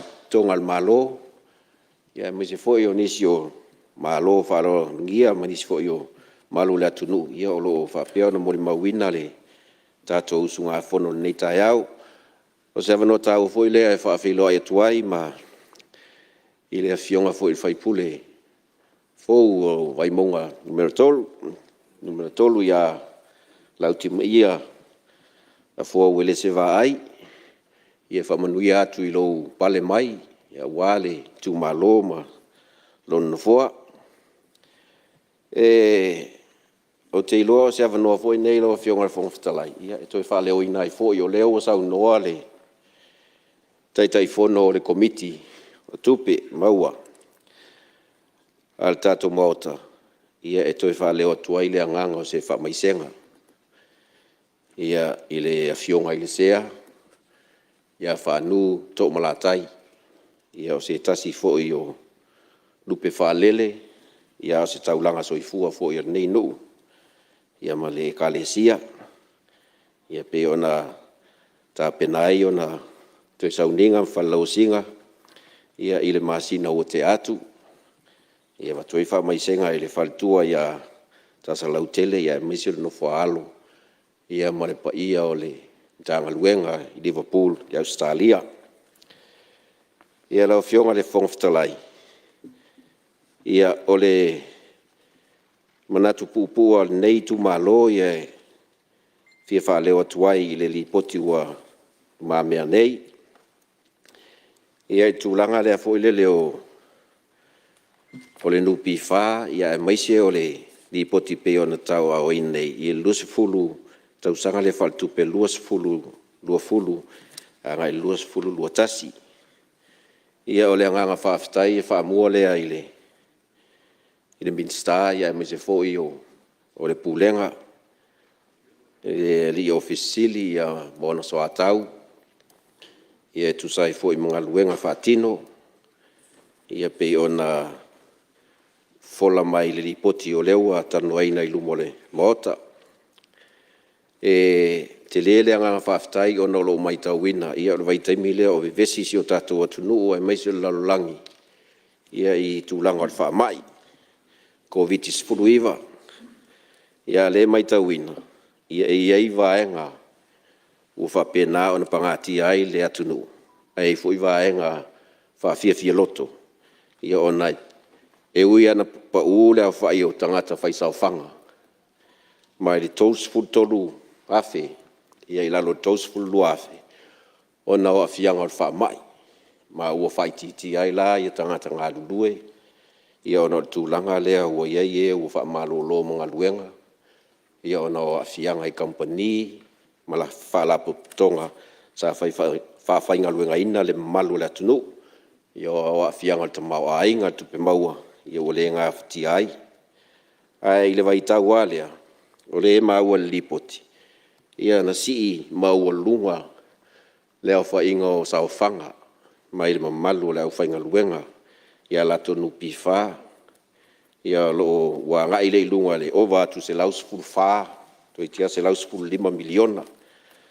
ia mai le ivas full iva te simale iva miliona i tausanga le luafes full iva luafe luafulu ia o le asitanga e uina pa ule numera o tangata fainga luenga ia lo faisa fanga ia lo alu lunga le ia la to sa fanga lo va tu tono no pifa o te lo le a moya i lipoti o le vai mi fo ile o effective le sitanga tongi le asa sitia ile no fo inga taduai le kapineta ia ma le wa lo fo ilunga ia sa fanga le malu le fainga luenga mai tele atu langa o lo fa pe ona fa ilo mai ma au mai lipoti ia pe ona sa no ai fo inisio suyu mai ia tu langa o tatou tupe fa sili mai tupe ia fa fainga luenga ia pe ole si vaenga tele leo lo mo mai se leni a tatou nupi fa i o tupe fa fainga luenga lea e wala talata le valsfulu ono miliona tupe mo mai ai ia o tulanga umai e langona I lava le anga fa stai ma fa ngai tia ia ile nga luenga tau pati ale pulenga ia mai se foi lau fainga luenga nupi fa pe foi komit fa ton ole tulanga pe ona tamo fai atuai se tulanga fa fesili ale nei sui ia o tulanga ia ole pe ona umai le ili poti mal italian malo ile pasene lea e ta u o pasene tu sao por kivi foi le ka u le dividend asui fai pule ona le mai le tali o lo o tutongi tu sao fa manuanga nei ia ila tau sao fanga tau sanga taitasi ia pausi mea lea e fa fasile lo sui ona lo o fa lawi loa le o fa ile o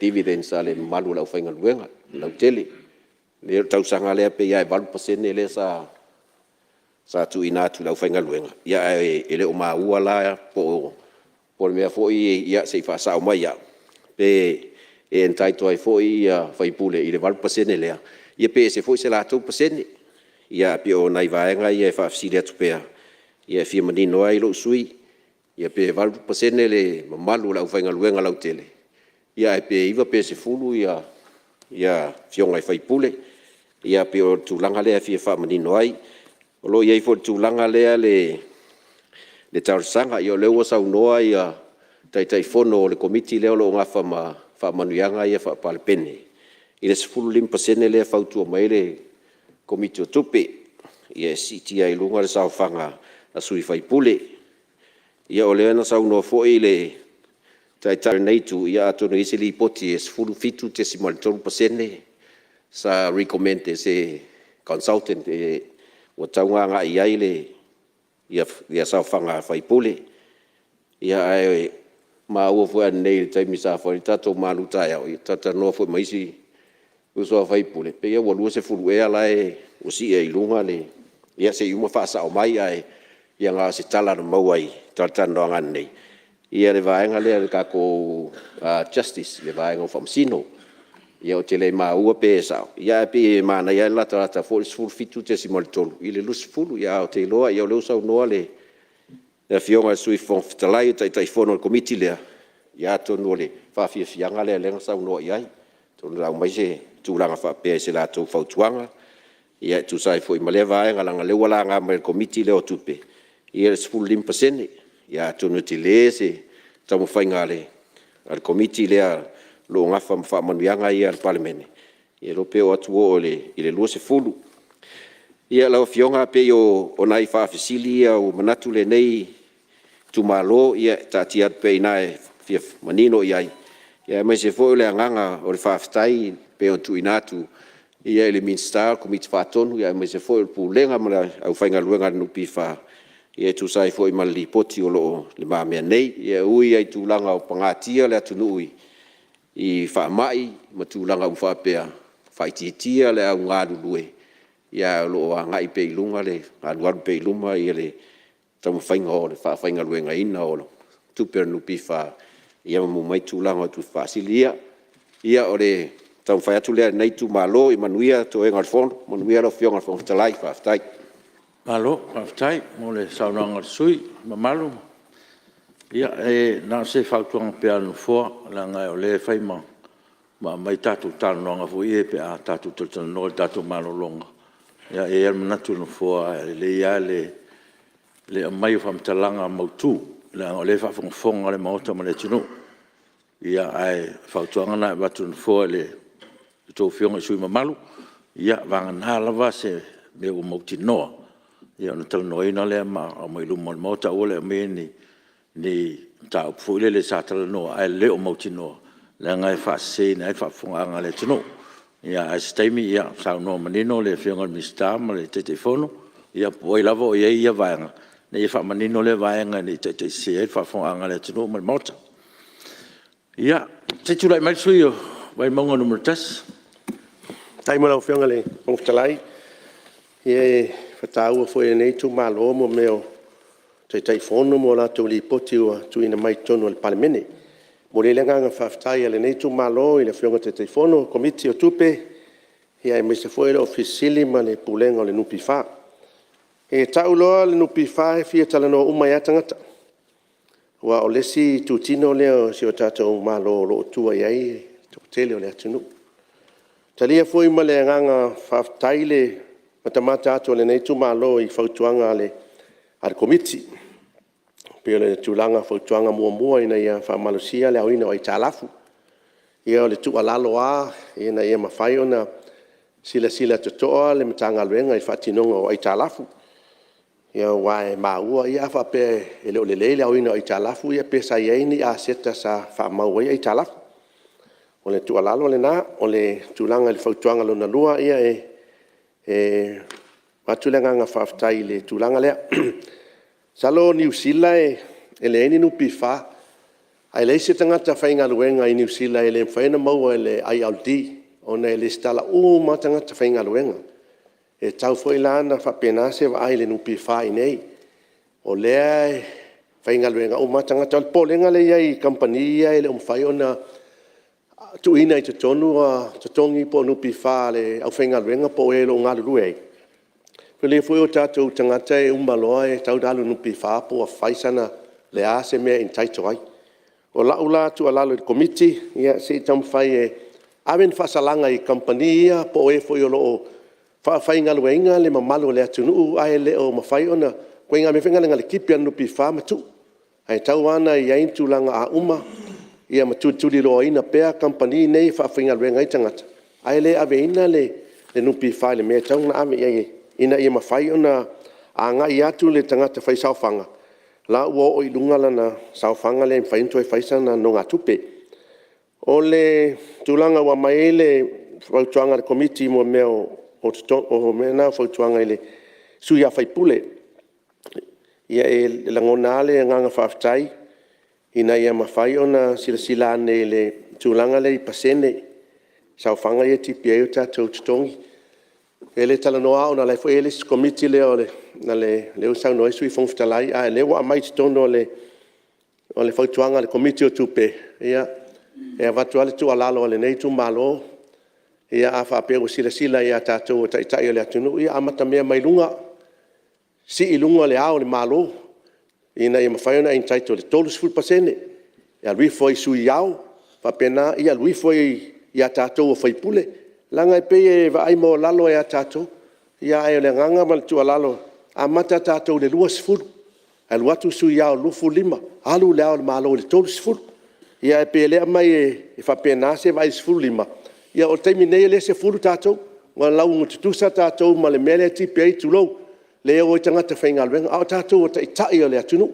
E te tau nei lunga se whātulanganga e mawhai onto e le to iei tono al Palemene. Alai o atu o lava se whaasoa i tutoi mai tono le tatou nupi wha. O le tūlanga nā e fia watuai se talusanga le nei sui, ai me mori le ngang whaftai pe ono tāua fwe isi tu la fono e whaingo fia apea vai atu sui vai monga wa umana o kika. Ma umana whai eid whai ungan nā, e leia se fsiringia. Ai le ngang whaftai, a sila fwoi le tūlanga na mai ele li poti ale nei a whalaput putonga. Wa si tia ile le tupe na ina. Pio le nganga na o whaftai ale nei tu malo, tu langa sa ile la tu tupe sa ina ile sfuriva lua fulu e ono sfurfitu miliona. Ai saula le lua sfulu lu futas e iva sfurfitu miliona. Logo winga, fasilinga e tol sfuru miliona. Le nganga whaftai le nai ile au whainga luenga. Lo la to tua e si o tato atunu i le ngā lulu e puno wai. Le nganga whaftai le nai, whao atu le nei tu malo, ai lango ina le nei tu malo suia le sfuru lima i le lua sfuru pasene mo le au faipule ia ma le au le malo sui o fona sui tofia ma fionga mali famsino le famsinonga manuia fono ia malo kai ia o lo fionga fo sui tatu komiti afkai le mo lo fiong o le lipoki le fai o kile yo o komiti le fiong e fonge la o komiki ai sa mi mai li poki ai fa e se te na inga o ke so songi o sta si sui matu o mot Wow, tato tu la fon tu mawa ia. O ia au komiti ia. Atu ava noa te fu le tali tu te telefonu. Pe o melen tali meri man o ka ma ia ia melna. Al mena so sone tu su tato komiti. Ia no tato tu la fon tu mau le fai fu tato e sai. Fa malu o te su man. Ia fai te fina ngalo la so soani i saunoanga ia o mai ia le avatu so soani ia. Ia atonu ese temi e sa no vote telefono ia mo vole o sa no. Ia fa o fianga fong tala. Leo mai te watu lo fianga te telefono leo. Ia na ma o sa no fo yo. Ia fa malu watu lo fianga te telefono. O le lo atu le to toru le tua. Ia leva no ne yo le ngwa matua. Te lau fianga fong te lai mtara po o mātua te rel mātona fong o le si la me lau fianga. Ia, waftai lau fianga fong te lai ua noa sawa noa leis ngā whono. Wai luma hoi le atua le vi inga ma le waftai nei tai au. Tai ina i ta toa lau fianga. Ia, pa ia hoi mani malu sa po inga al tātua tunuu. Ai se hoi le fio le mai te Palemene ma kapeneta mo tātou mauta nei. Ia, se fua manuia nei tai au. Au au tula ia tu male whalau tele lau fionga whangtalai. E fia wha leo ho ile nganga whaftai. Sai ma le li poti foi wan ma mene o mata whaftai fionga i le komiti whafoe, whape foi le tanga ruenga nupi wha. Ia wau li poti nei ia o li poti foi pai ingan te nei ia lewa ma mene o tātou maota nei. Moli le nganga whaftai i le tanga ruenga nupi wha ia meisel pūlenga. Komiti whafoe wape foi lo fionga ni star ma tusai ma le ngā ruenga mai a foi ma le whatautai a foi le foi peona ftelei sui vai mau ia atala no lo le nupifa ia wa te le au la fenga luenga maloe tu ala vai le nupifa ma wa mai tawina i le lipotilni o lo sisi pe lunga le tupe maua lo fenga le fontalai e fia fautuaina le ina ia Mutua whaata waina lava ia leo whaisa whanga. Nupi wha. Tātou uma nei, tangata uma loo. Wa tupe uma nei o le avetonu. O le whanga ioi ai uma. Le whoi peona tau no whoi nisui. O loo mo mei tupe whasiti. E tau ala e nupi wha ona mutua whaata waina lava leo whaisa whanga. Ma e mutua langolangoina nisui nei le sitia o pesene o tuftufanga i le au whaisawhanga. Lau fionga le whongtalai. Wa maitawina. O suia le tulafono le sa e whaisawhanga loa e entitled loa i whamanuianga. Di mawheta la pe apape le alfina ngalo le tu. Le o suia le roba tu o lua tau sanga. Le me o waksuie. O fionga pai ale tu sale le aso e tasi tau sanga tele. E tu e whautua ina nupi whakoe kuu ini. Ina mea ngā. E ang whatu e whaataua ina ia a whaisawhanga. E te join law today ma e amata whaisawhanga nupi wha. A waingai a oki kai au, you are entitled to that benefit. Takau, it's a must. Na me la lenga ku se lua kau sang. E ku la fonga ngai le woki, foi ka ko me le suiso nga ku la fong. Do fiong al fong talai.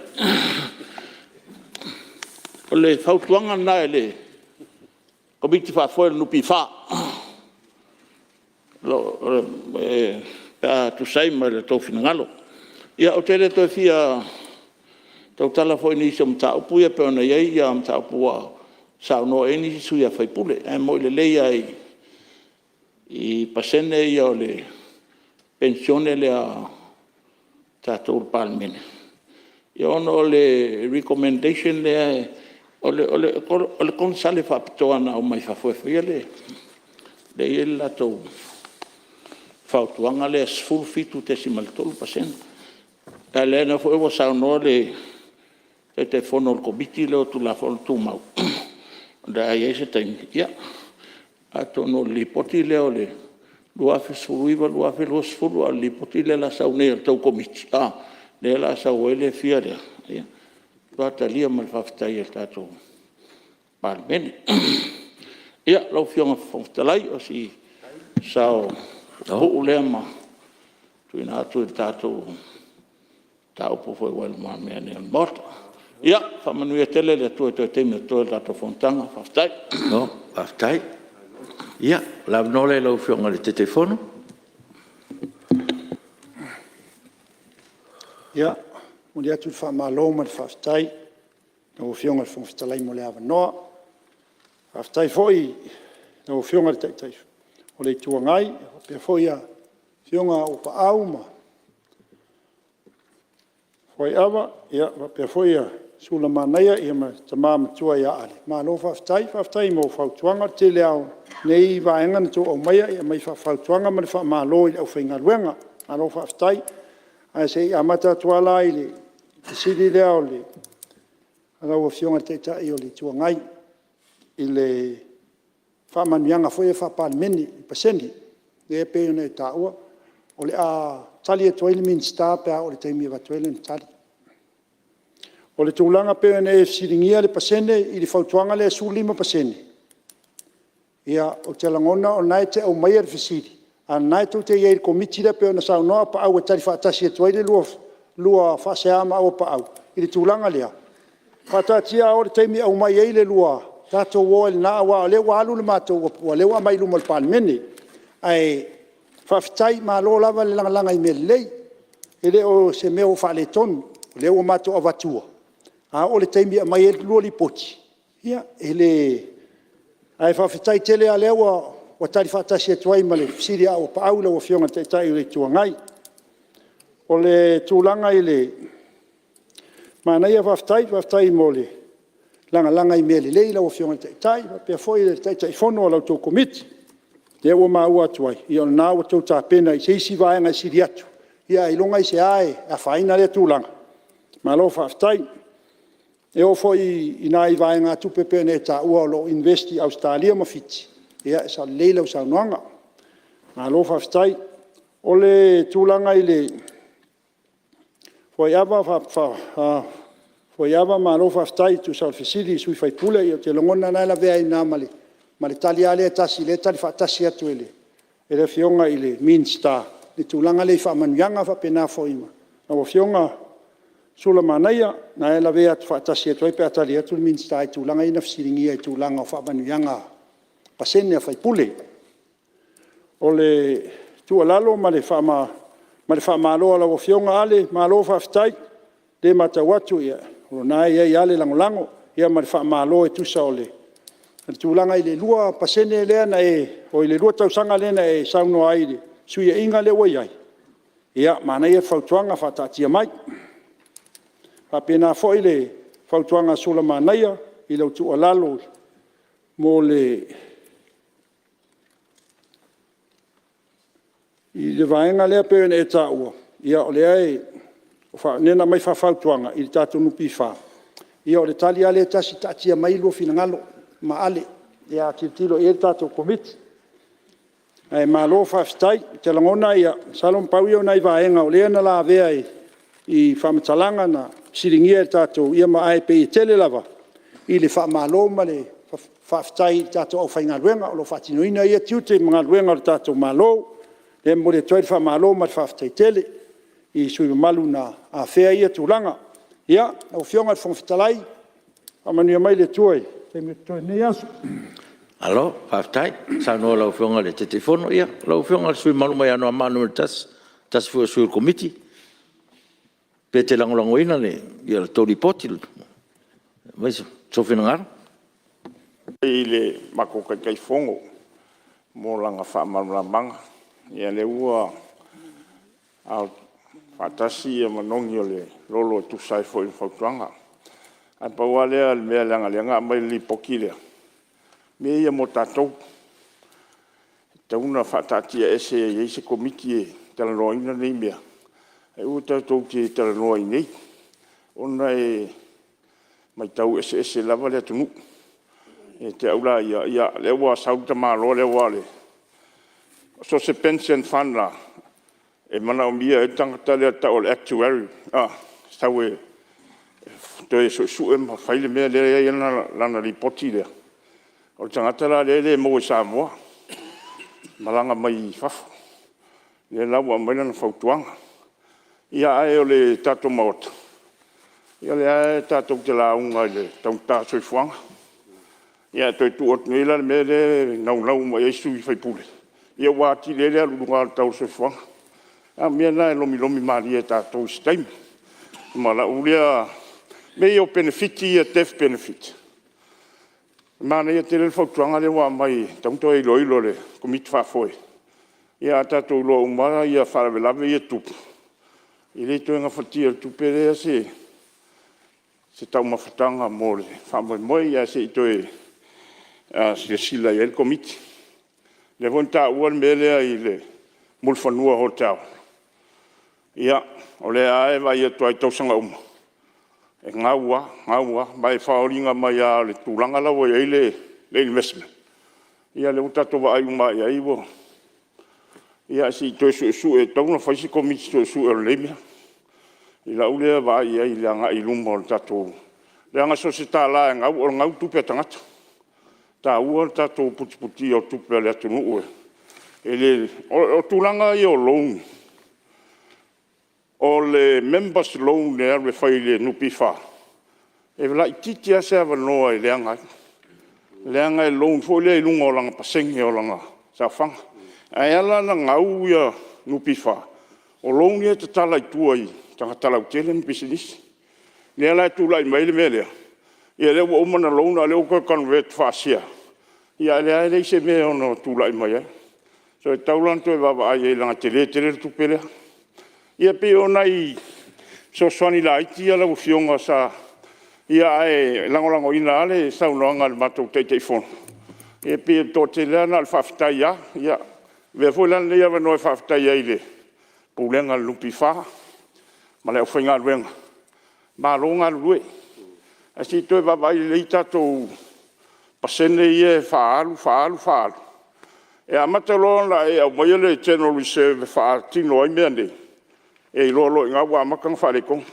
wo omal fa e tawan fu al fa ia o le to e o mai tu pe fo ie o tato reserve e fa tino i me ia o tato pasia ia manuia tele la fionga le fon ftrai mi fo ile capeneta mai tai palmia ia me se tato fo se fu mai manuia no va tai sa no ma ia ma so soni foi le telefono ma lo tu komiti ia ma lo anga lue va tai o lewa manino mai le va mai tu atu e man se tu tu ia o fionga fon fitalai o se fa po ngala ititi ai la matou ali poti ona wapa u mai i ale wo mana sa no ni so sui mamalu ile tapulena la ngal falta malo i mulfanua ole tulanga le ia ile sa lusu tolu miliona le wata wale suia na se ma vai atu nei ia le tulanga le fa li liu o le nonga tupeanga isea o le foi lo ma we tono li poti le sa lusu tolu miliona le se ai lua felu spuru pa u mai le spuru fitu miliona pa u mai le 20 miliona le tau sangante nei mo si fia mota nei e ye me toti o lo fa nga no pi fa e fu ai pe value ai ia sea o company uma ia fa sea ia tato no pi fa o lo fu ala tau sanga uma o le mea fo ilale na ona o tūlanga o lo iai i le le ai o nise no nofo ai le faltale malo ma le tūlanga pe ona sila fia COVID spulu iwa ua pa ua i fo ila ilalo le value o le faltale malo ua whapea fo i ona pa ua ilalo tato sea mo le sila fia e le oni tupe pa u o le pa u o le value o le share ia wha malama le lawa umana whaifautuanga ko mi tupe atono o le si lipoti e awana i toi value wina i tau sangata i tasi ona i tele tupe aluaia nupi wha e sangota a e tau mo whai awa o le standard ai a whangaluenga whaaso e tusi whaatau se tusi o le lima tau sanga ma value share ia tato aseta e te tau fo ina tau walu wha pēnā le value wina o share si mea ni o whaltali malo. Ina ia tu uiti ai le mea leo le ai osolunga pa ula lo sea. I te tonu o pisinisi ne e sea no pi wha man wha alo lava le toi wha upo atu lea. Alo, whaftai, mo le whaasoa lo tu komiti. Mama mati le fultato mauta. Ia, lau whionga le sui minsta, se sa umonga. Waftai mo le noa, lau whionga le whonu whetalai. Ia taltonu awo leo a telefoina manino mai ia tali fo ia tatou komiti atu sai fo ima tau salanga sui mamalu. O te loa o isi aia tau puia lea wo whatau ina le whalongolongo atu ia taipela o ai talafu. O peia o lea e whaasanga le ia le vaanga lea i mo meo tupe le tongia wa ia lau whaisa whanga. Le lai whaingo o Arias. E whatau anga i company po employers wa ia le o te tongia ma ia lato ia sa whanga ale au whainga luenga i te tonu i le teimi e taunga tongi ai. Ese mai i Arias ia po tupe le tuaina tongi mai. I mo meo o whainga longa tupe ia o umafoina saunoa ia i sisui. Ia le foi ua mau atu le tulanga lea i dividend. Ia ma whautuanga ia mai. Ia la sila ia i el tato ofisa ma le komiti whaatonu. I le tulanga e au mai e foi se whautuanga e tala whengai. Ia wale o wato si i mai le sulim pasene. Ia lunga sulimar 50%. Ia ne mea uma o tupe arua. Ne tual po whamai le stoina. Ia vai kako ngau. Luina o lau tala. Ia e whapenafo na tilo leile malo po tala whengai ia whautuanga o lo amai po konsale po e lo fisa.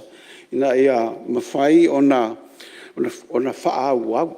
Ona whaau au pia ia au onanga e pe ona whatati ai. O lea ua umau atu le tatou dividend tuftuwhanga lea na sau talu ai e 1%. Ia o lo iai fo e maltarsanga o lo amai po lan me le tu o ilunga. Ia a whai e o le au mai le 10%. Ia lan me tu o ai. A whapea e whai atu atatou whainu mela o lea e tar whengai lawa. Ia o le tulanga na e iai. Whatever nupi wha, o over ma limas fulta sanga, talu na amatal tato nupi wha. Ia a lewa to a o mai le 1% ia tato kiwi talu na amata mai. Ia na e tau te sirfia, ia mafu anga e alai, ona tu ititia, ia mo me o tu petala wha. Ia ngā ruenga la lea lela ati tanga ia nga ia le tato ofisa, whatuanga wha almaro ia toi tanga i lea nga ia i le whaatinonga lea, ia si tia i fo i lunga le, ia whaamanuianga ma le tamau ainga o le tato atuno. Ia o le tulanga lea i le tato whalitan malo lea, ia o leua a mai fo i le whatuana al komiti. Ia o le tamasalo o se vaenga o la tilo toa ia i le tato ofisa, ni le amese le komiti, patonu. Ini awala e tamu whai titia, ia le tūlang whale tonu o lo ta tia ai le whalitan malo lea. Wa pusapo la le tele o isi tupe maua ia mai mai dividends mai isi investments ia fai. E tasi ale ngau te lele e iei tonu I, mea lana e lea lai titi el tatou dividend ona e leo fua tusa fa ia le fua mai. O mo meo tupe ia e whaangai oi ai ia le tatou whaarapoto. E isi vaenga baualunga, e isi vaenga o lae mawalano.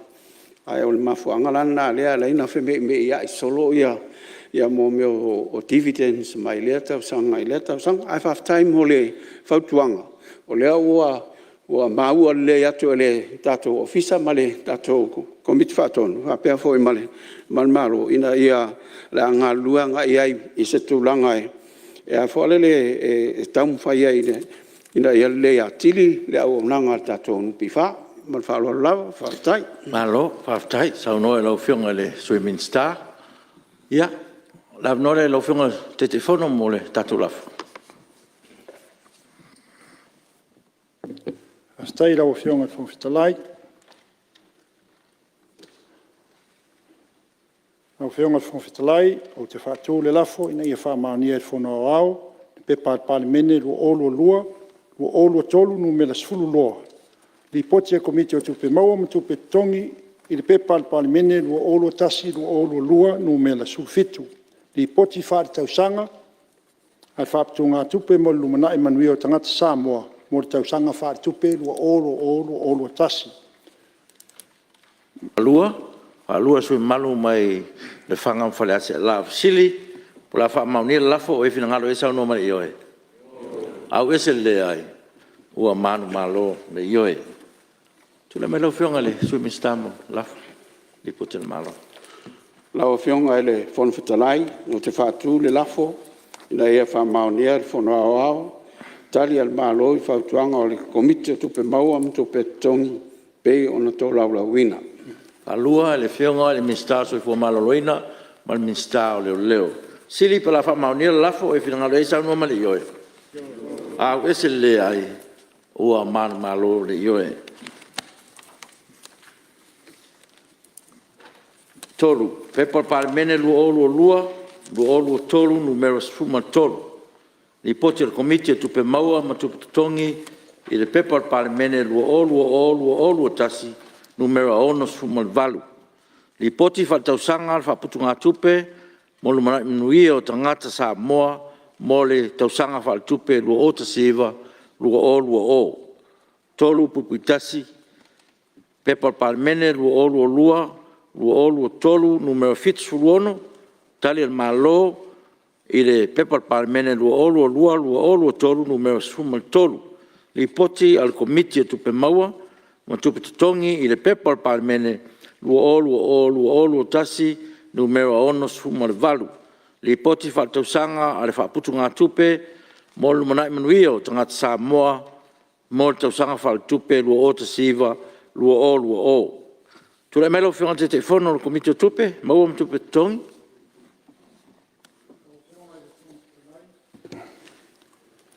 O te whaatū le lafu, ina ia whaautangia le whono au, le li poti al komiti o tupe maua ma tupe tongi. Lotu ina atu, ana sairi linga, whaautuanga mai unga whono. Whaalua, e sui malu mai le whanga mwhale ase la, a pia fo sui o ana lofi numero tasi. Sili pa la whaamaunia le lafo, o e whina ngalo e sao no male ioe. Au ese le ai, ua manu malo le ioe. Ta pala whionga te whono, mo le tōlo lawina, sairi linga, whautuanga, mai unga whono komiti. Aftai, tei mo le avanoi lau whionga o whitalai, o le au te lenga o sairi linga le komiti. Lau whionga le whonga whitalai, o se au te lenga le nei o sairi linga le komiti, I li poti whaatausanga o whaapatunga tupe mo lumanai manuia o tangata Samoa, nupi wha, lua o te siva, lua o. Mana whaamawinai tupe maua, al whaalapo pitonga, e ono sulfitu miliona. O tupe whaalo al whaalapo pitonga, e fitu te sima le lua miliona. Na whaamawina tupe whaasile le nupi wha, ili lua o te siva, lua o, e lima sfulua afe te sima le wha miliona. Mai tupe na whawhainga luenga, mai tupe mai saufanga. Ngā luenga, ma matatia au sia I le lua o ta siva, lua o. na whaamawina le komiti, le iwa te si maritasi pasene o le turui whaamea alofa, mo le au whaisawhanga i le lua o tasi iwa lua o. E tusa lea ma le ono surfa te si ma le 5 miliona, le vai ngā tupe ni tu inatu. Na whailoa le pūlenga, e tolu surfa, e fast food tolu te si ma le 2 miliona, le vai ngā tupe na tongi sa atu i sui whaisawhanga sa cash out. Whaamanuianga whaamama avenga tu inatu e whalapo tonga, ona o awhianga o le COVID-19 furuiva. Sa whaamawina le komiti vaenga sa fisosoani, ai le whalapo tonga e au fiai, e ono masina sa whapawhala ai sa whanga to tongi mo pisnisi tu maoti, e patino i au nanga tau whale tali malo, tangata ta whao mai mo mai fafo, ma whale ainga. Lua, se lau ono sfu pisnisi sa whaongaina le nei avanoa, tongi atu al pensione whapitoa e taitolu se lau mo tangata pensione umau o le stala, e se fulu afe varu se lau rua sfutasi le au whai o tangata pensione, sa whaamanuia ina i le fisosoani, mana whaaluina ai le au whainga e 3 miliona, rua se lau whasu tolu afe, ma le tolu se lau tā la. Toe whaafoi, to tongi o to nononga tupe loan repayments, refunds, mo le masina atoa o mati, e 2 miliona, e fitu afe 5 se lau rua tolu i la tau sa whaongaina le nei avanoa, mana whaaluina ai se vaenga tupe, e lua tesi ma le 2 miliona. E tai lua sfupasene o sa whanga mana mawhai ona tu inatu mo le au whai sa whanga, sa whaamutanga luenga ona o hawhianga o le COVID-19 fulmaleiva. E 5 se lau tolu sfulvalu sui na whaongaina le nei avanoa, mana whaaluina ai se vaenga tupe, e 5 se lau whasulua afe, iwa se lau warfitu.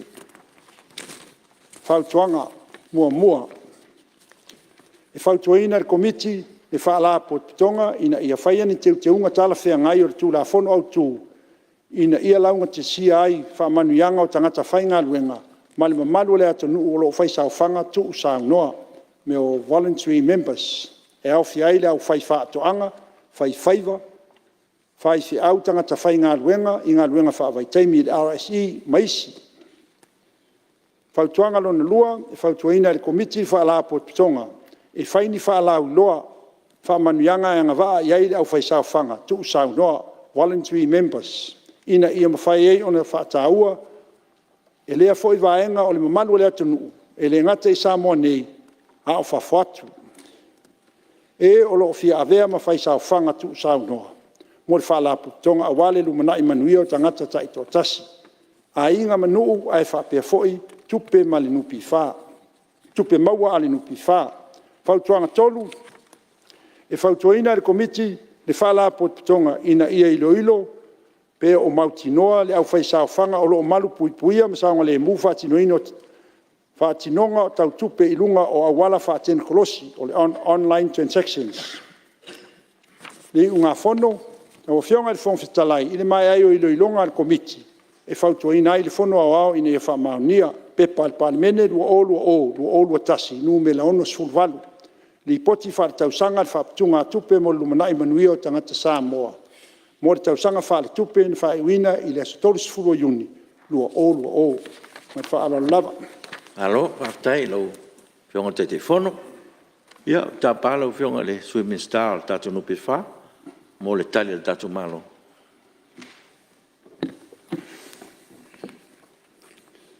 Lau whionga le whono whatalai, tu lai atu man whaaloalo e moli.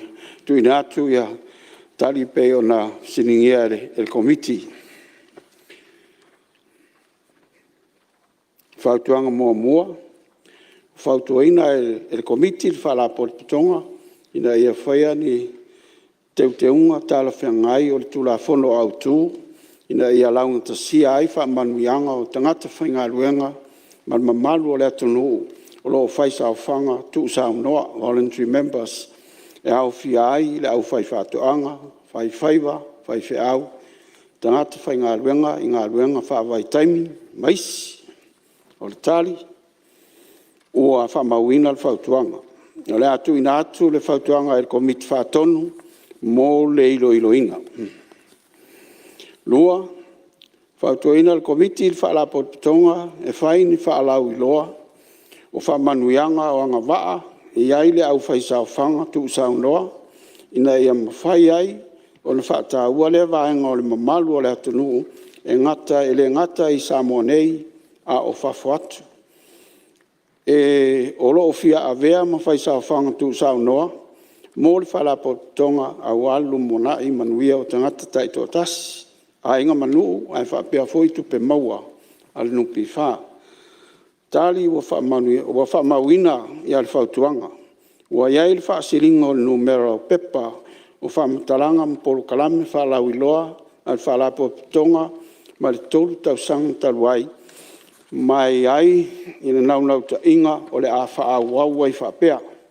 O lo iai foi ni fuafuanga iai ma le ofisa la iti po isi a fo maisi la mo le whalau te leina o au onanga mo le au whaisau whanga tu sau noa i le aturu. Le ngata i Samoa whapea foi ma New Zealand. Tolu. Whautuaina le komiti le whalapotonga ina iloiloa pe o mautinoa o le au whaisau whanga o le a malu puipuia ma saunga le mu whaatinonga tau tupe i lunga o awala wha teknolosi. Tali, o wha mawina le whautuanga.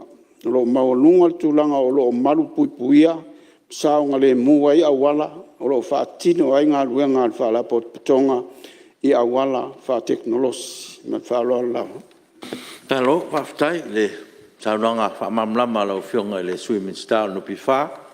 Ia wale tali le tatou malo. Ia, la none se tasu tatou Mauta e fia saunoa, li poti al komiti, ia me se fol tali al tatou malo.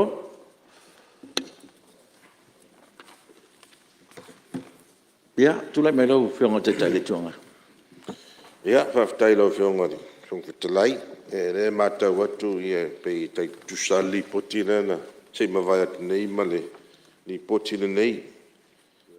Ia, ai, o nai vaenga ia fia o iai se tautalanga la wa whionga le whongwhitalai.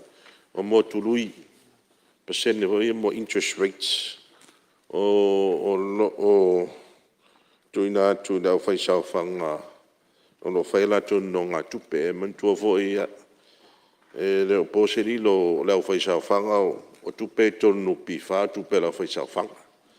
Ia le matau atu, i le whaisau whanga, a whailana small loan, e iwa tesima 5% tului. I le tausanga, le small loan. Iwa tesima 5%. Ia, o tangatala na whaisau whanga lo iai. E me whai ona no i tua le 5% o na sau whanga. I le iwa tesima 5% i le tausanga le tului. O more short term loans. Ia e mawhai o na tala i tua le e peno no le sulu 5% o le sauwhanga an tangata whai sauwhanga. I le sulu 2% tului tonu tausanga. Sulu 2%. E a sila na whionga i le taitai whono ma le mingsta. O tului o mo loans ia tele.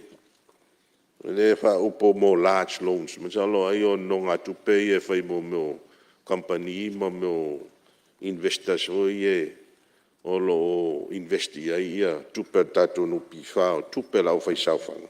E nā le 1%. Se isi si lani, le whautuanga. Se i toi tangai. Nei e ile tanto nunga man langona. Tupe ai lau whai sauwhanga. E taun tu lalo la tutului. Ale vaenga la lea maitua lea fai pisinisi ma mo investors. Ia se taunda na mo lunga tu la tutului. Nai lo tului e tu inunga lau fai sauwhanga. Awa lau fai sauwhanga. O la tupe la vaia. E se si rane iai lau whionga. Ia le hoi mata watu re li poti whatausanga nei.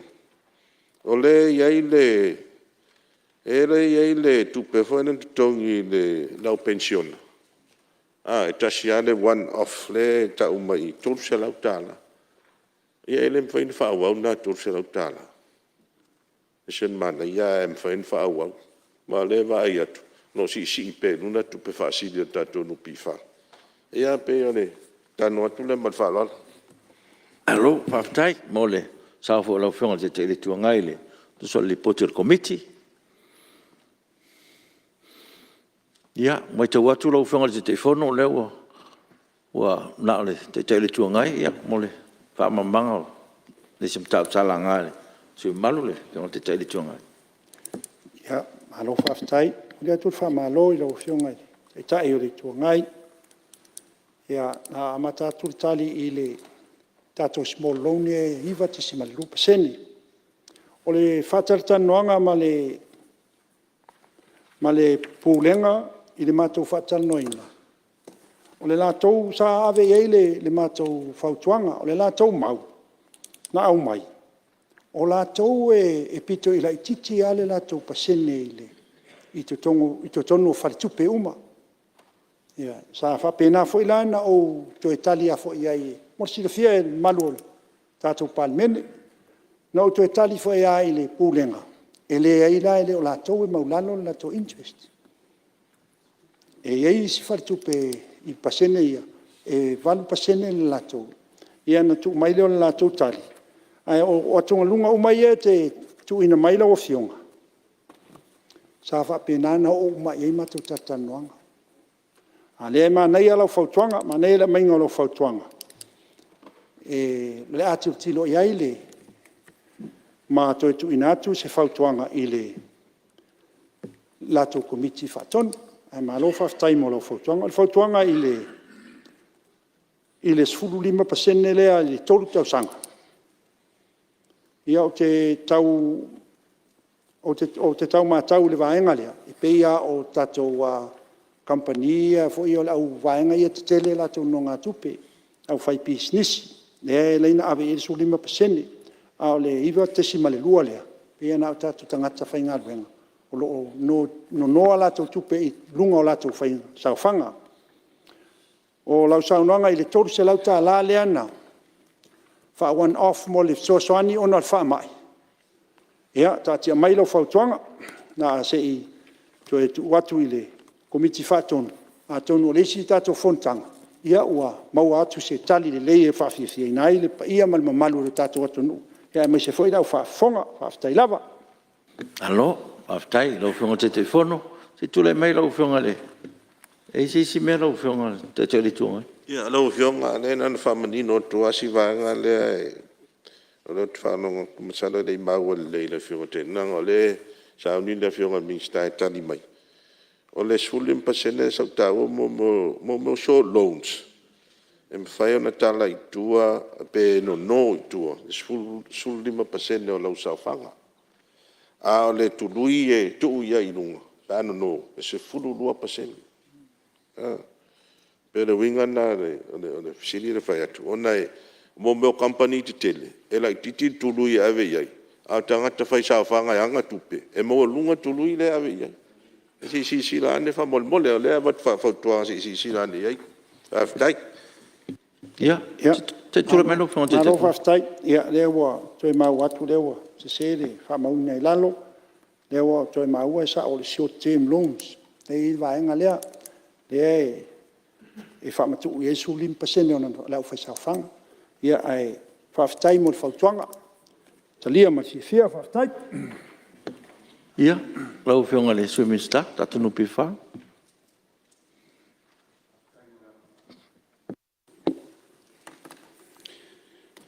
O le tulanga lea o lo mai e le whinangalo i le maua lunga o le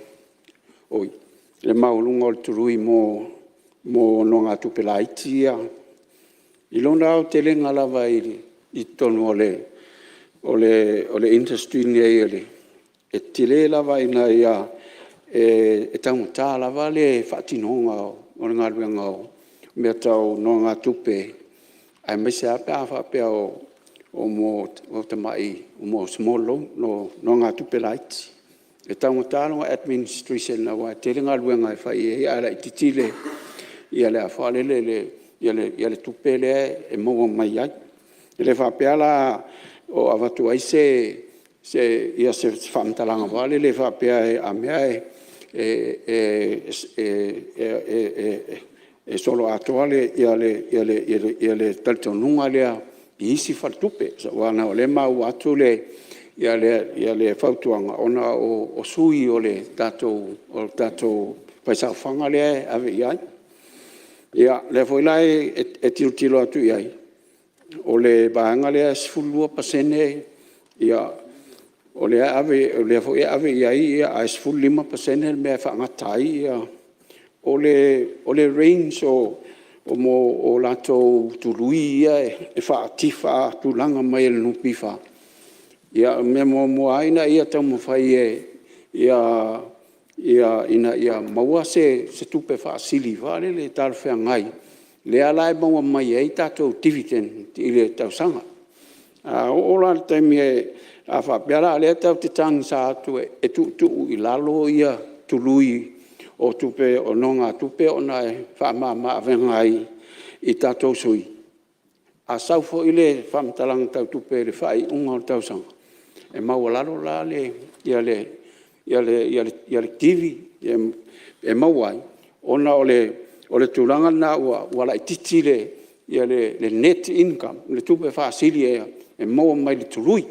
Pei o le mea na le ata uvatu ese whamtalanga I le mafuanga. O le ai whatulanga I le nupi wha. Ia la tononga tupe I le taimi nei. Ai whaftaim o le whautuanga. O le oa mau atu le whautuanga.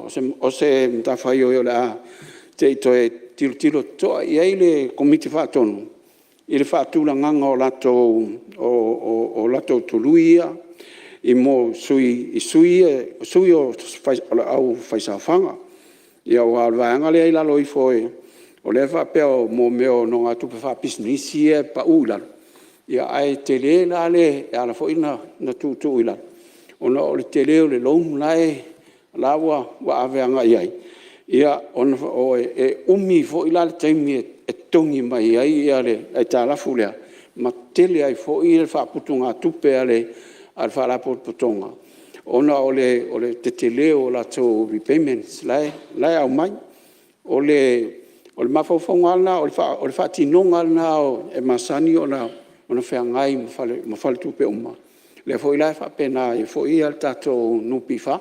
Pa wala ia le tulanga le tanga iai ia le nupi wha. Ina ia tau mwhai fo I e whaifuafua ia le whatinonga o le au onanga le no ngā tupe. Ina ia o mawhai o na sao whanga uma iai. Ia I latou o lo mana o mia ia whasosoani whapea. Ia, timsalo o le whaamamalamanga na o le panta upu lea whapopo atu iai le saunanga le taitai whono o a oisi amta upu uma. Ia o lea ua umantangu fia I le isi tau sang whale tupe ia sa tatou tana no muamwai. Ia, man whalo alo. Alo, whaftai. Ia, leo o saunoa le Mista, ia, o leo whaamaulalo I telo whautuanga o tuina mai. Ia, lau whionga te whono, te tāpāla o whionga mo lafu. Au whionga te whonga whitalai, o te whātū le lafu, ina ia whaamaunia le whono o au, pepa al Palemene, lua olu tolu, numela sifuru tolu. Li poti al komiti o tupe maua ma tupe tongi, I pepa al Palemene, lua olu tasi, numela ono sifuru valu. Li poti whare tausanga al whaputunga tupe, mo le lumanai manuia o tangata Samoa, mo le tausanga whare tupe, lua o tasiva, lua lua. Mai whaalau lava. E le sui mamalu, ma ia analofi numero tasi, ia ma le sui mamalu ma sa fata numero lua. Sili pe a whaamauni le lafo, e finangalo I saunua ma le io e. Au ese le ai, ua manu malo le io e. Ta pala u whionga le sui mista mo le lafo le tali malo.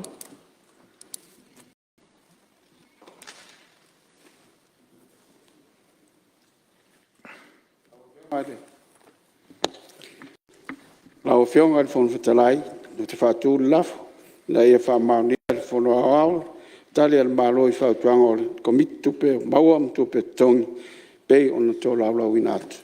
Halua le whionga le minsta so fu maloloina, pa pia le minsta o leo.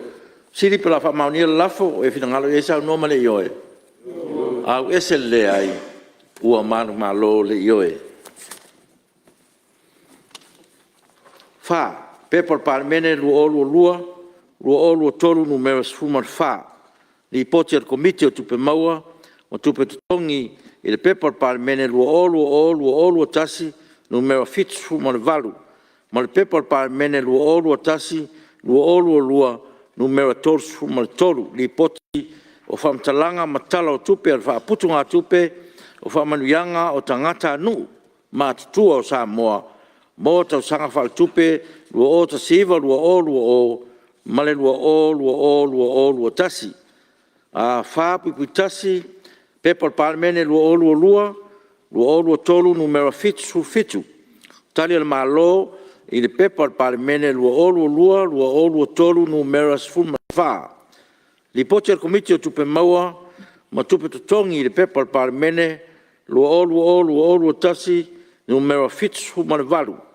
Ma le pepor Palemene lua tasi lua numero tolu li poti o famtalanga matala o tupe al faputunga tupe o famanuyanga o tangata nu matutua o Samoa mo tausanga fal tupe lua tasiva lua o ma le lua o tasi.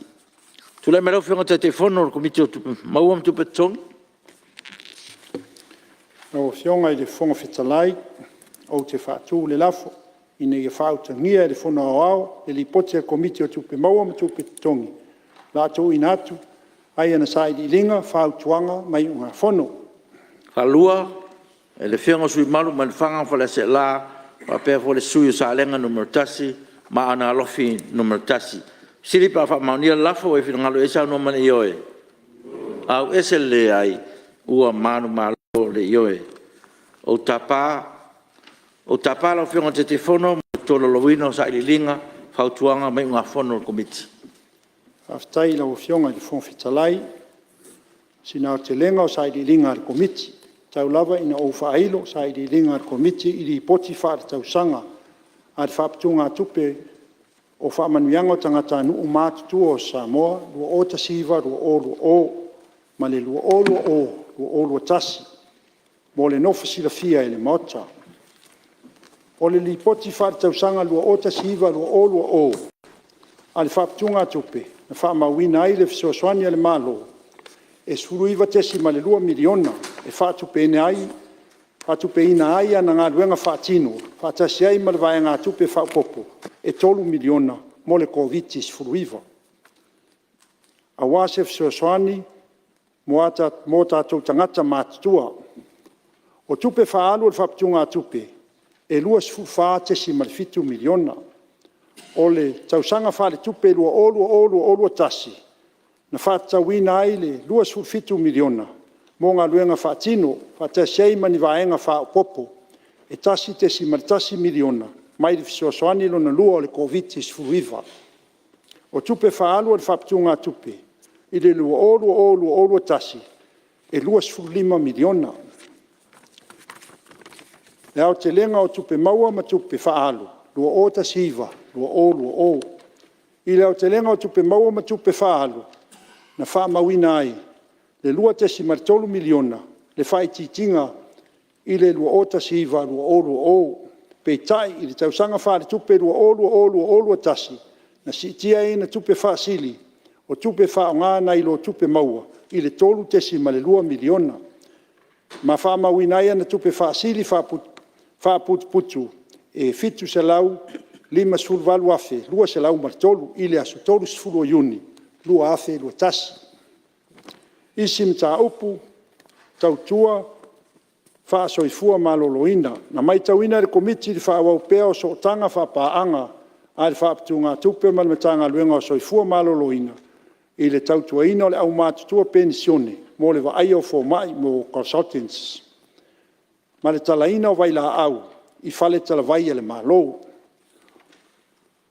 O whaatinoina fo inei au unanga i whale mai, whaitu malo i alala whanga i tua. Tautua tau fe malanga inga. O lo o whaawawina fo i le tautua al whaalapu tonga e ala i au unanga tau whi malanga inga i le wā upolu masawai. Mō tātou tangata mātutua e wha o ngā aia lātou ID, pensione e au noa ma se titongi. O mai lei whautuanga, ia o le whautuanga mua.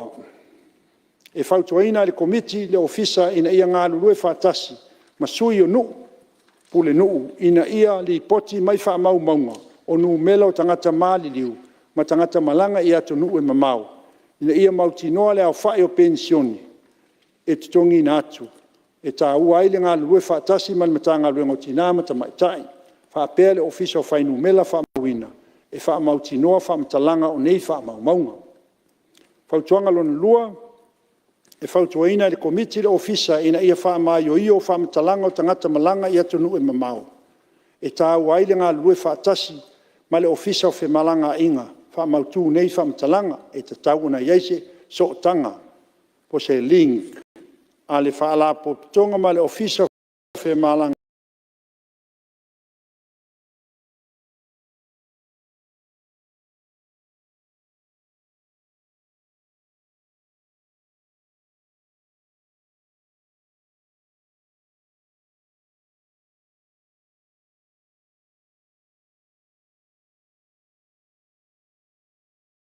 Noa wha matalanga o nei wha maunga. Na wa fionga le whongwhetalai i le mai ai i loilonga le komiti. Wa whai unga whono ina ai. E le komiti e whautuaina le whono au ina ia wha maunia le pepa le palemene lua olu tasi nu me la fitu sulvalu. Li poti o wha matalanga o ngā luenga matala o le tupe a le wha aptunga tupe o wha manuianga o tangata mātutua o Samoa. Mo le tausanga wha le tupe wha uina i le aso tolu sifuru o Juni. Lua o pepa le palemene lua tasi lua numero tolu. Li poti o whamatalanga o ngā luenga matala o le tupe a le whaptunga tupe o whamanuianga o tangata mātutua o Samoa mo le tausanga wha le tupe wha uina i le aso furu o Juni lua tasi. Nalo, haftai, lau whionga te whono mo le tūraloina whautuanga ia me se foi o le au linga lau tō tāpena mo lau tō di poti, ma lau haftai. Ia, tā pālau whionga le swimming star, ia mo le tare tātou malo. Haftai mo la vanoa. Man wharoalo, tui nā tuai tari e peo na tui na mai, ia tātou komiti, whātau i le mta upo o talanoa inga, li poti mo tau sanga whale tupe lua o ta siiva, lua o, man lua o, ana i lua tasi. Whautoina al komiti la ofisa na ia ngā lua whaatasi masui o nuu, na ia li poti mai wha maumaunga o numero tangata mariliu, tangata malanga ia tu nuu mau, ina ia mautinoa lea whae o pensiona e tongi natu, e tau aile ngā lua whaatasi manutanga luenga o tinamta mai tai, whapea le ofisa o whai numero wha mauina, wha mautinoa, wha mutalanga o nei wha maumaunga. Tali, ua wha mauina le whautuanga. Rea ngā lua whaatasi, ia mta ngā luenga nei e lua, peo na tāua, e wha mautinoa o loo sao, ma atoa, wha maumaunga taimi uma. Whautuanga lona lua, whautuaina e komiti, le ofisa ina ia wha mai o io, wha mtalanga o tangata malanga i atu nuu mau, e tau ai ngā lua whaatasi ma le ofisa o whemalanga inga, wha mautu ai wha mtalanga. Tau o na iei se sotanga, an whalapo tonga, ma le ofisa o whemalanga inga, wha whaingo fie, a io na ilo tangata pensiona e malanga atu i atu nuu mau. No tali, o wha mauina al whautuanga. Lo iei so tanga wawa lata le ofisa, ma le ofisa o whemalanga inga, ma o lo iei wha moe, wha mautule nei so tanga e ala i se mali lienga au tasi i le lumanai. Don tolu, whautuina e le komiti le ofisa, ina ia wheni prokalame wha lau i loa, wha mamalama ai tangata mātua, wha manuianga o pensiona, ina ia wawele stala, e mawai wha manuianga, au a mai al tolu tau sanga ele i le stalaina, ina ale tasi tau sanga mawhai on to e mawai, o le tari, o wha mawina al whautuanga, whaftai. Nā lo, whaftai, saunanga lau whionga le swimming star, Ia, le ai nai minute e mo stasio sui fia sa no tatu ripoti. Ia, ma tau tu lau tu lai mai le. Ia, malia lau. Ia, le tu lau no lau fionga le te tau tu ngai. Ia lau fionga fo fitalai. Ioi, na ufa nga ia nei, na ufa nga ina nei minute toione. Tatu fono e. Ma toi fo ina i manatu e tasipe lua tu sai male. Pensiona, nei tangata matutua. Ioi, lea fo ie matau atu. Ia, le sa talia mai fia le fionga te fono lau fatu atu le. Isi tose lau le pensiona nei tangata matutua. Ia, e tati atu komiti fatonu mal polenga. Isi sila ne navaenga. A fai mfai. Ia, mukua se lau pasene. Ma no whaftai. O whamanuianga. Whanamai, tūlangan whanamai. Ia, vai fuan fo mai mo fua ia mo talawai. Ia, whao pea, ma no whaftai. Ia, whapeho i pase silva. Ia, ele o hawhia ila le tongi o tavale. Ia, o to te lea ia nei. Ma tua tausi fo ia ne fui vaitau. O whaita vale. E whaatau mai nei alo ma whanau lo ngā lulu e tunu e mamau. Ia whapea fo i la o ngā lulu e whaavaitaimi. Ia, on me ale le tau te mātau ina, fo i mai a whaatau ro tāwale. Ia, la se tō wha. Te tana se awa noa mo nei tangata mātua. Ave ia la tau tāwale sa wai. Whio ai, fo i mai. Oa te lau la tau anga i mei o whanmai mtotua. Mai sa la nei pensione sa wai. Tala i le awa noa lea. Pe a whai fo i le tala i balanga uma. Ia matasina tolu malanga fua tau sanga. A matanga ia whaona tonu, ia whapehoi whaiunga. Tu e sa wano whapea. Ia malanga mai la tau. Ia whaonga i la tau tāwale. Ia wan mela i ona asau mai sa vai. O nga oso le i la lord men tāwale arwe. Toni pase vai ki ke ilunga. E toni e whangau le pase ser tāwale. A leo med whanau e mai le. E mai ta mame tina vai fo mai lenga u tam toto. Si sila la ia i kulanga. Ia si sila ne ma tang tana ia. Nei malanga na mo nei pensione mai so vai. Malanga fo ifa pe foi pensione u polo ne malanga i so vai. Ia wa fo ia fe au fa le inga fa la lavi. Fe nga ia la to. Ia o le fisili. Fa ftai o le maua isu so ngal komiti. Ia tangata foi la ia la pensione malanga i fafu. Ia ma la to mari diu wa pe o tasile fa fita u li sa alia mai. Ia vai taimi o te. Ia tinga ana maliu le matua. Po la malanga i fafu. Ala ia tala fa na un pension. Ia le ala pe e tu langa ia msalo ia atu ngalunga na le fo ia mai li poti le al komiti le te vai atu ia. Ai pa wale le fo e le fisili po se fa tuanga fo. Se la i wa to tele tatu tangata ia lo te vai. Tali pensione New Zealand. Tali pensione ni. E le o ia se so ta inga tatu ofisa pensione nei pensione la ofisa New Zealand. Po la se se fa te tau i lea tu langa fa pe. Ole tali pensione o sa ni tali pensione ni. Wa pe ya lo te fa longo o ta ofi matapo le va o stadium New Zealand.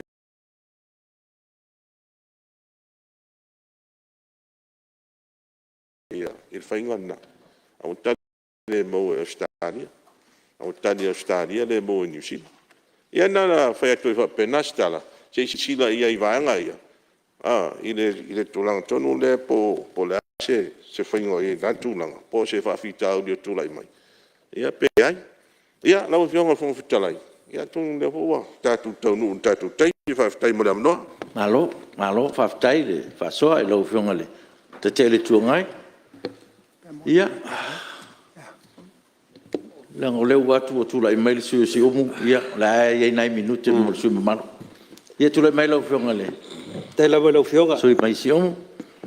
O le awanoa, ele umi foi se mtaupu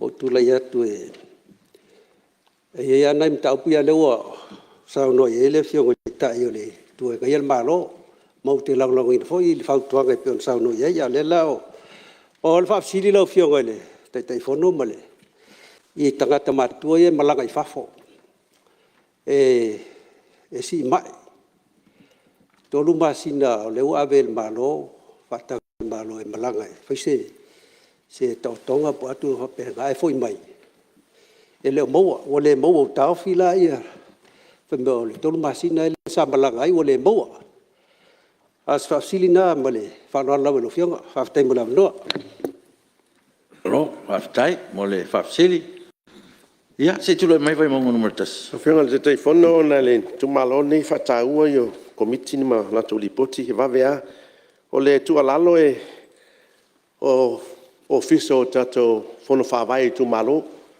e va tu ese tu alalo ele komiti e pele mfai ona fa nga I foi na yanga ia tu yai ma mai fa mo mo ia awa o komiti e tu malo lo e tato fono fa vai yo lai mala mai I tu a o mali liu ma mai la to ina ia yo foi tu langa le au ina mai o tangata fainga luenga inu pi fa ia pe o le e ai komiti ia o le tu malo fon fa vai ia fa nga tu iai ono la to lo malam lua o le tu langa yo tatu tangata mat tu alen sa no ai le tai o le nei tu ale talo vai monga ia e tau lo tangata mat tu e fia fai manuia uma me se nei Palemene ia pele mfai ona fa matu ia ni fale ainga wa le o ia tu langa foi nai me yo fala au ai ni fale ainga yo tau sa sam me yo tatu tangata matutua na mai le yo le lisite o e claim mai le nupi fa pe ole ono le telefo yo nei vai tau le tau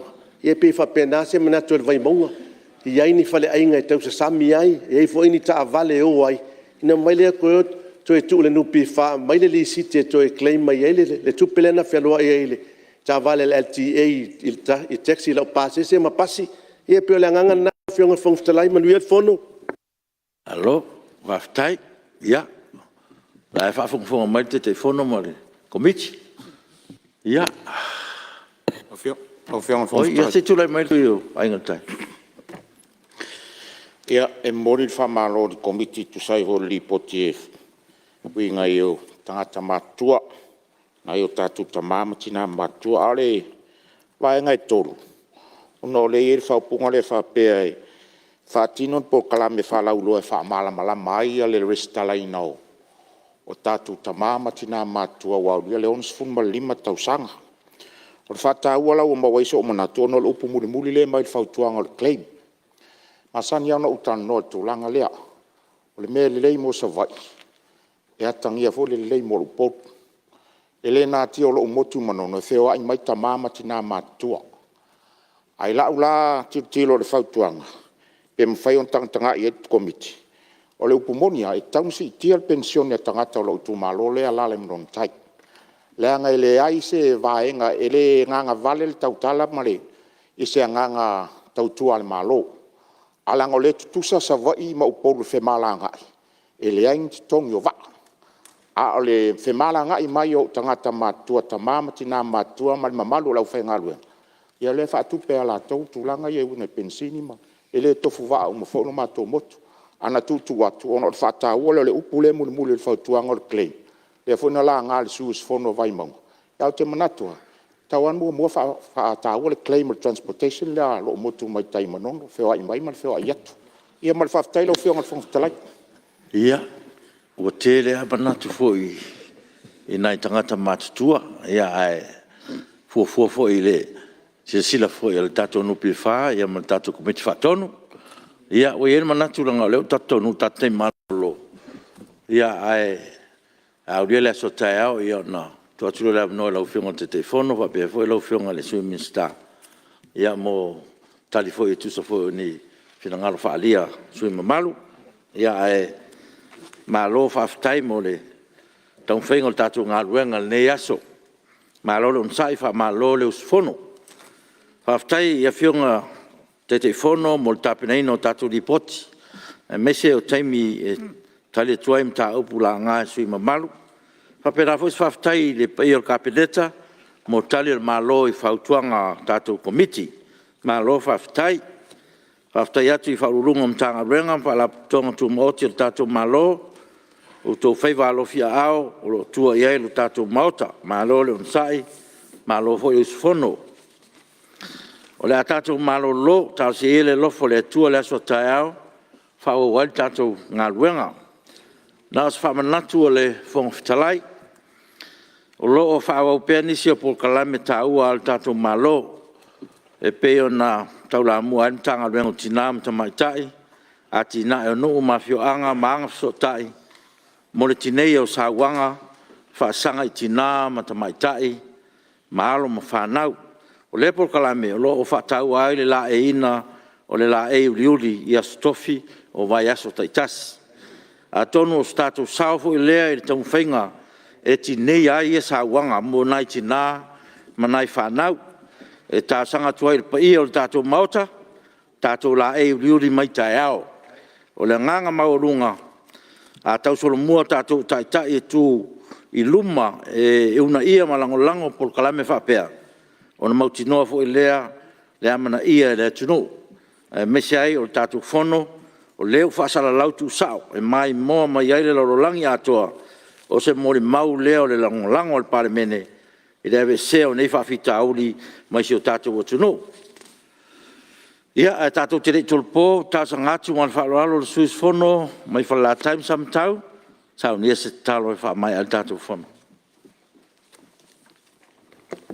Tātou whai ure talo. Ua taunu mai lau Palemene whai unga ana ngā luenga ne yaso. Ua mātou le tūngu ngūma fo i o mātou ofisa mo o mātou ainga. Ua mātou wafe atu i la o fio e wha fo i le vi inga ma le wha fitai. Ua alo mātou taritonunga. E ui lava i mea alofa le poto ma le ata mai wa e foai ia i mātou. Ana le se anoa la o fio na e whaatasi mai. E le mawhai ona whaataunuina le manuia le mātou fontanga le yaso. Whaafafonga la o fio ele, fe lafo inga la u Palemene. O a mea wa le leiono o mātou whaatino, whaire mavi inga o la o fio. A wafoi mea e, le i ato tono o mātou whaatino. O mātou whaamoe la o fio e ato ai mea uma. E te whaamangalo so mātou vai. Aura mātou te talo. Anga le leila o fio pe a mātou tuua le mea nei. O mātou fōi atu i o mātou a inga ma ofisa. E whaawau nisi o whi au manga ruenga o tutoe nei aso.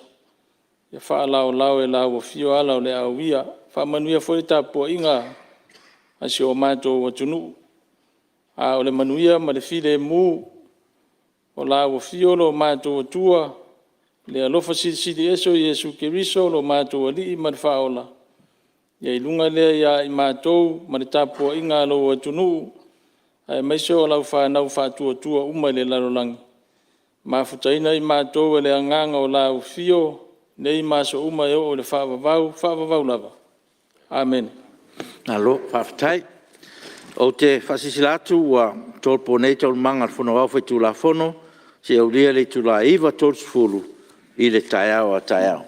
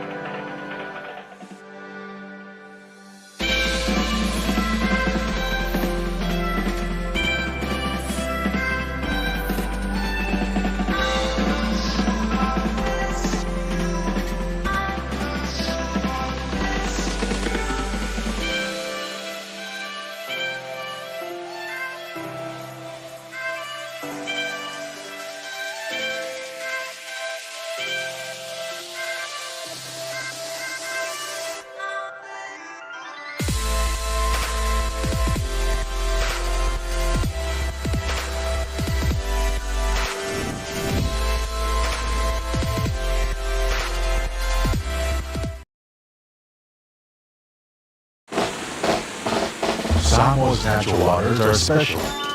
Something goes in there, comes out different. We often wonder why, but after generations and generations, I'm telling you, it has always been that way.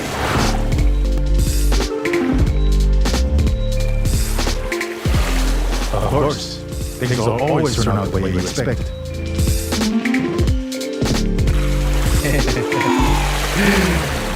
Foes complaining, right?